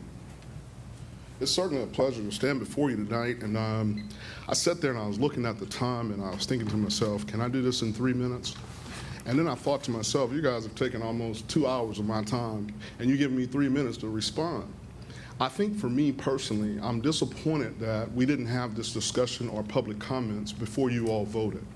There are some concerns that I have about the location that we talked about as far as Carpenter is concerned. One of the reasons I have some concerns about that is because when you look at it, I heard each one of you say that this is something that needs to be done. Well, this is something that has needed to be done for quite some time. And there are people who are sitting on this board and in this room that have been a part of that all these years. So to act as though the people in the community haven't cried out about Carpenter is somewhat, to me, a foul statement. And the reason I say that is because when you take a historical school out of the community that has bared so many students and has done so much for our community, without taking into consideration that the reinvestment in our community is what strengthens the entire community. For me personally, when I look at the fact that the consideration of being able to pass a bond, whether or not the school stays on this side of town or in this neighborhood, or if it's moved 2 miles away to some property that we haven't acquired, or if we rebuild on the site where it is, without the consideration of the people who also pay taxes, because I'm a businessman. And from that perspective, you all said it's okay if you want to come and talk to me, but you said it after you were ready to vote. When I thought you should have allowed us to talk to you before you considered that. We went right into the session as if Carpenter was something of the past that has caused Nacogdoches a great stain. And I totally disagree.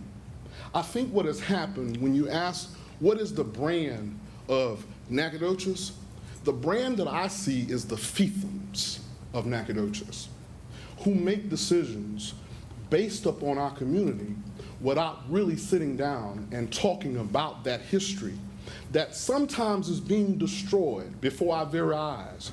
It brought tears to my eyes to watch this young man stand here and try and articulate the hurt and the pain that he feels for falling short of what the score should have been.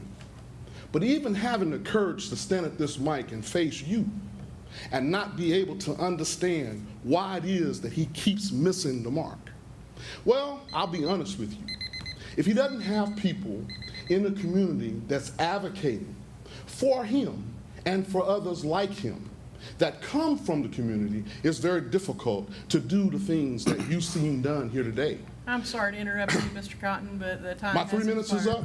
Your 3 One minutes is thing up, before I I'm sorry. leave. Yes, sir.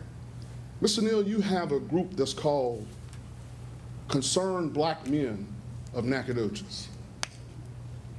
And I look around I'm afraid And I we don't can't- see any of those concerned black men. Mr. Cotton, I'm afraid we can't address any questions. Okay, From the I'll just podium. state it I'm as sorry. this.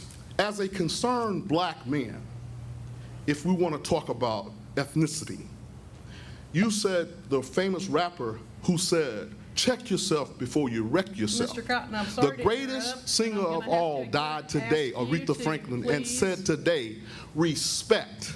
Respect is what the community wants. Mr. Cotton, was you willing to meet with me about it? Sure. All right, thanks, sir. We'll reach out to you. Okay. Thank you. Let's see, that brings us to our consent agenda. Unless removed from the consent agenda, all items listed will be acted on with one motion. If there is a board member who wishes to discuss an item on the consent agenda separately, please indicate the agenda letter, and it will be set aside for further discussion in a separate vote.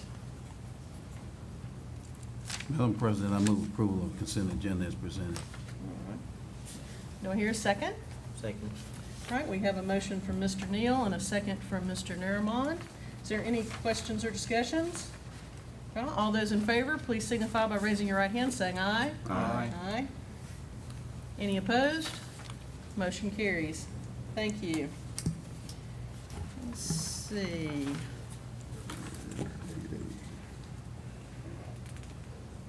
That carries us to our discussion and action agenda, item 8A, consider adoption of the tax rate for the 2018-19 fiscal year. I will entertain a motion.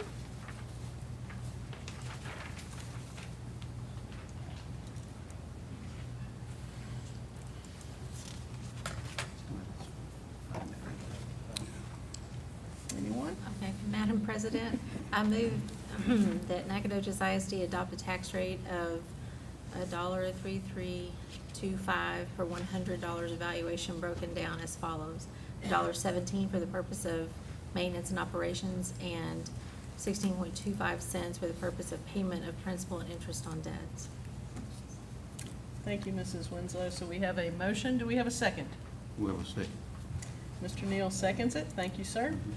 Any discussion?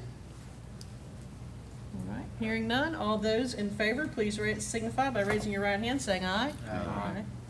Any opposed? Motion carries unanimously.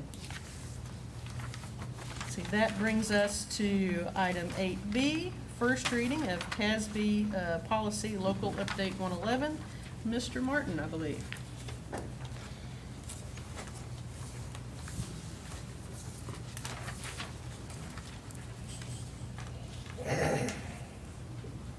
Good evening, President Fitch, board members, Interim Superintendent Fraley. TASB has released Update 111, and it is in your board book located on page 160. Administration has passed out each of these policies, the local policies, to the cabinet members. Cabinet has reviewed and has no changes, and administration recommends that the board approve the first reading of Update 111. I'll entertain any questions you may have.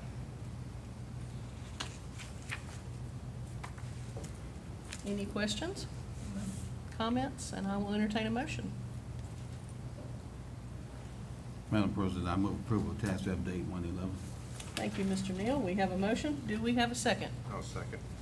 Thank you, Mr. Montoya. With our second, any discussion? All those in favor, please signify by raising your right hand, saying aye. Aye. Any opposed? Motion carries unanimously. Thank you.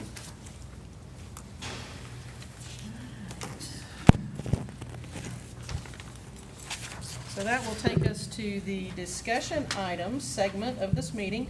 No action will be taken on the items in this part of the agenda. And we have one item, investment maturities, and I believe that's Ms. Barbrick.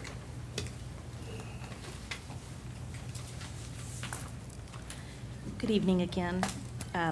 Again, this is not just for discussion.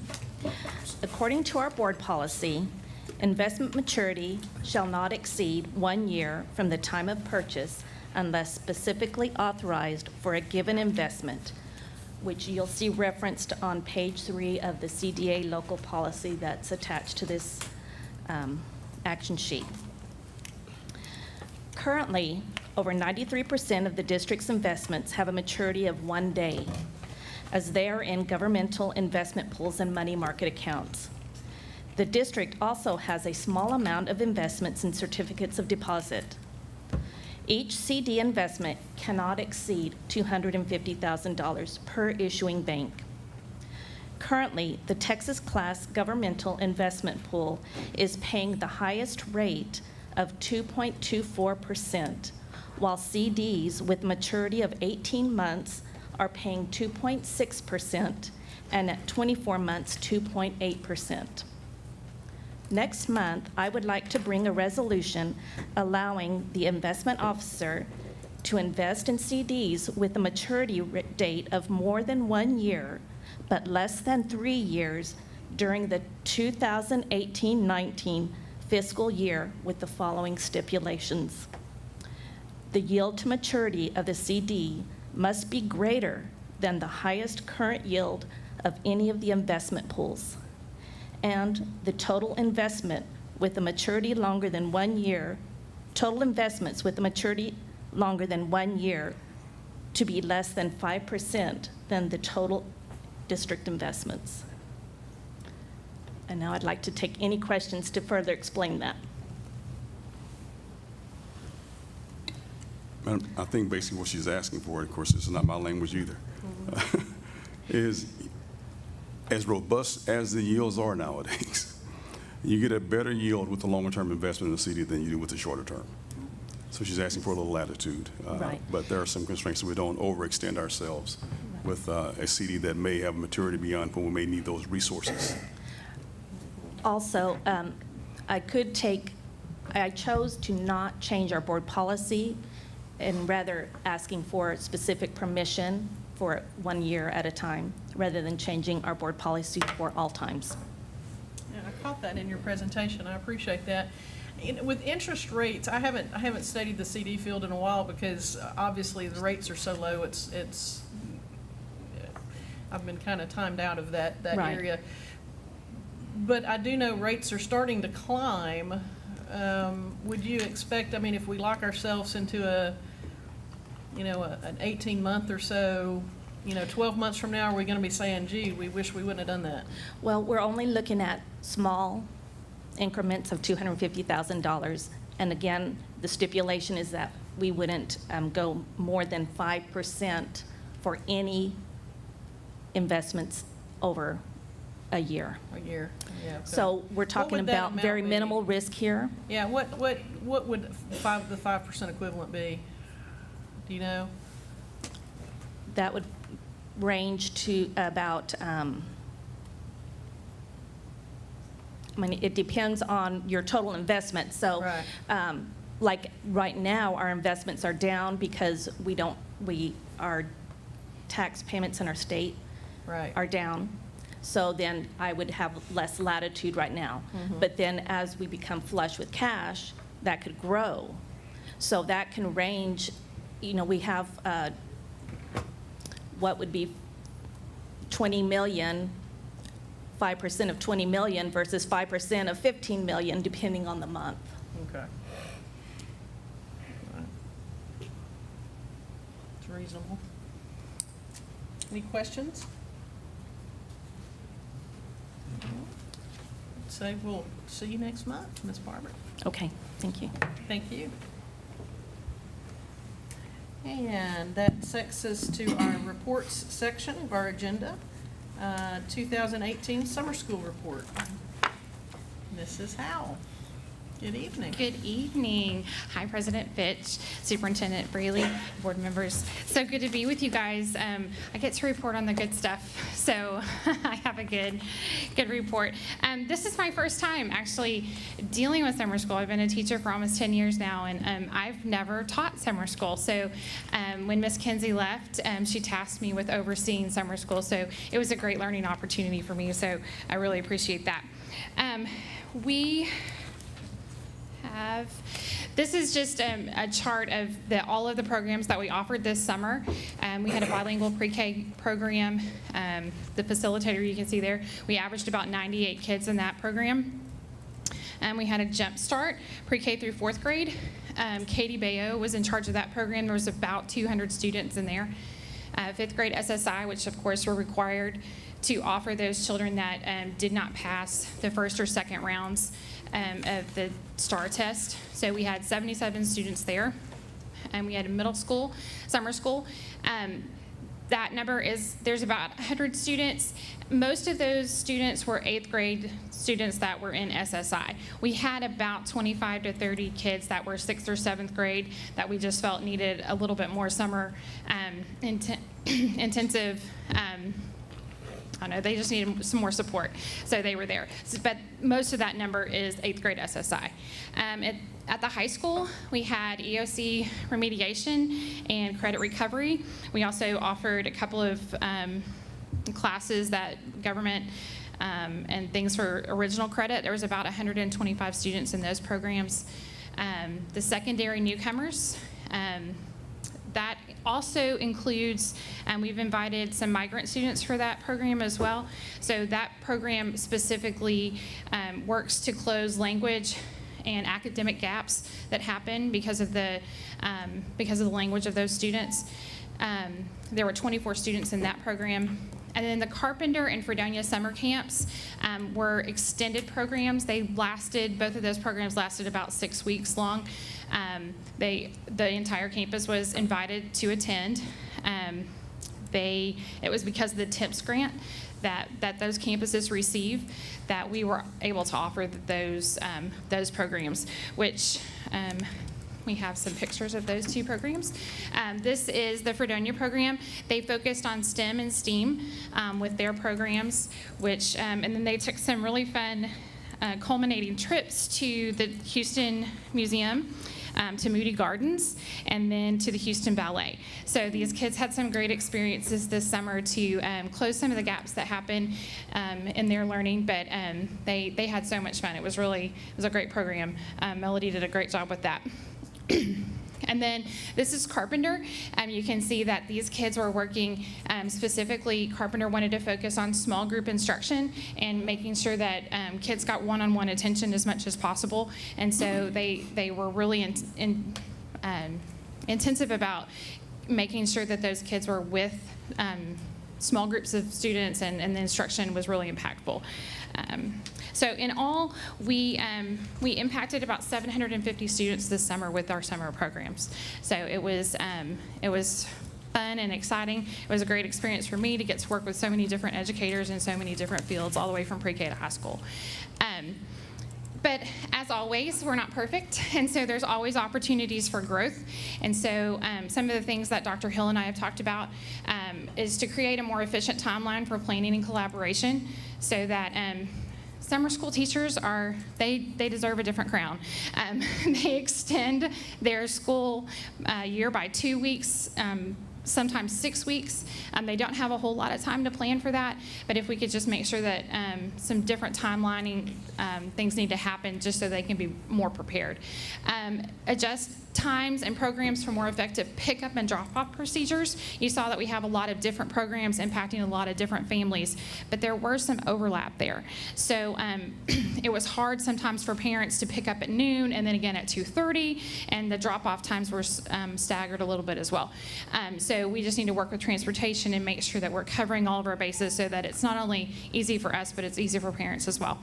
And then consider programs to reach more students, and you guys heard some of the impact of that earlier today. But we have a considerable opportunity here to stall summer slide, what we like to call summer slide in education, and just to make an impact, especially as our Tier 1 instruction gets better, and we do better in the classroom. We're going to see kids in the summer that have these real gaps that need year-round instruction. And so we want to make sure that we offer programs to close those gaps. You guys have any questions for me? I just have a question. Do you have a core of teachers that like to teach summer school? That Yes, sir. always want to teach summer school? Yes, sir. As a matter of fact, we do, and those get 2 extra rounds in my book. Yes, sir. There is a core group of teachers that love to teach summer school. It's what they do. You heard Ms. Altier. She was one of our 5th grade interventionists. She teaches 1st grade on a normal basis, but she was in with the 5th graders this year. So it gives our teachers opportunities to grow because this is very focused instruction, and so they do a great job. Yeah. And so what we heard earlier is obviously there's caps in what we can accommodate currently, correct? Yes, that's true. And I assume that's based on budget constraints? Yes. Okay. But yes. The simple answer is yes, there is budget constraints, but there's just, that's why we said we need a more efficient timeline and planning and collaboration. We just need to make a plan. And Okay. we just need to make a plan. That sounds great. So- Well, I will look forward to hearing that plan in the coming months. How about that? It'll be great. Fantastic. All right. Thank you, Mrs. Allen. Thank Any other you. questions? Is that it? Thank you. All right, thank you. Appreciate it.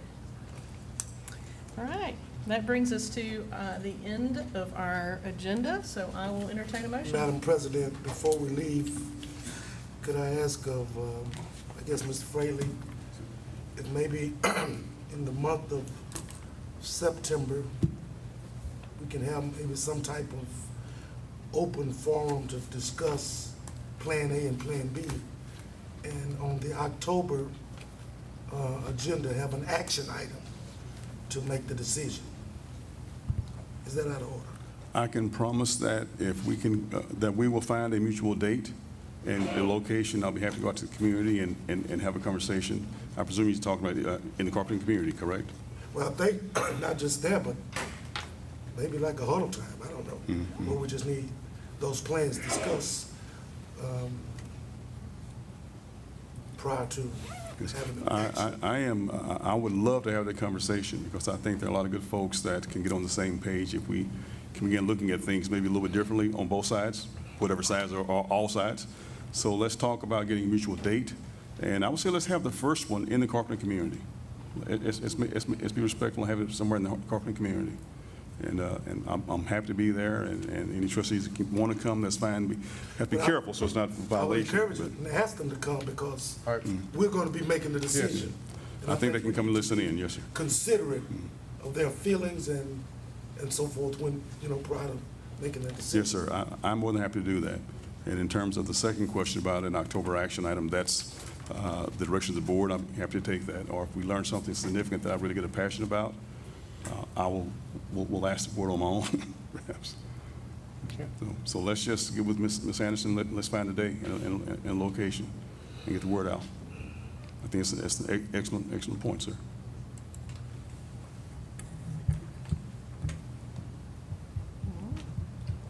I move that we adjourn. Thank you, so moved. Y'all worked hard tonight. I would say like everything, yes, there's budget constraints. I think we've got some stuff to sign here. We can't just plan the summer school that involves everybody. We expect to pay for that. So, we can look at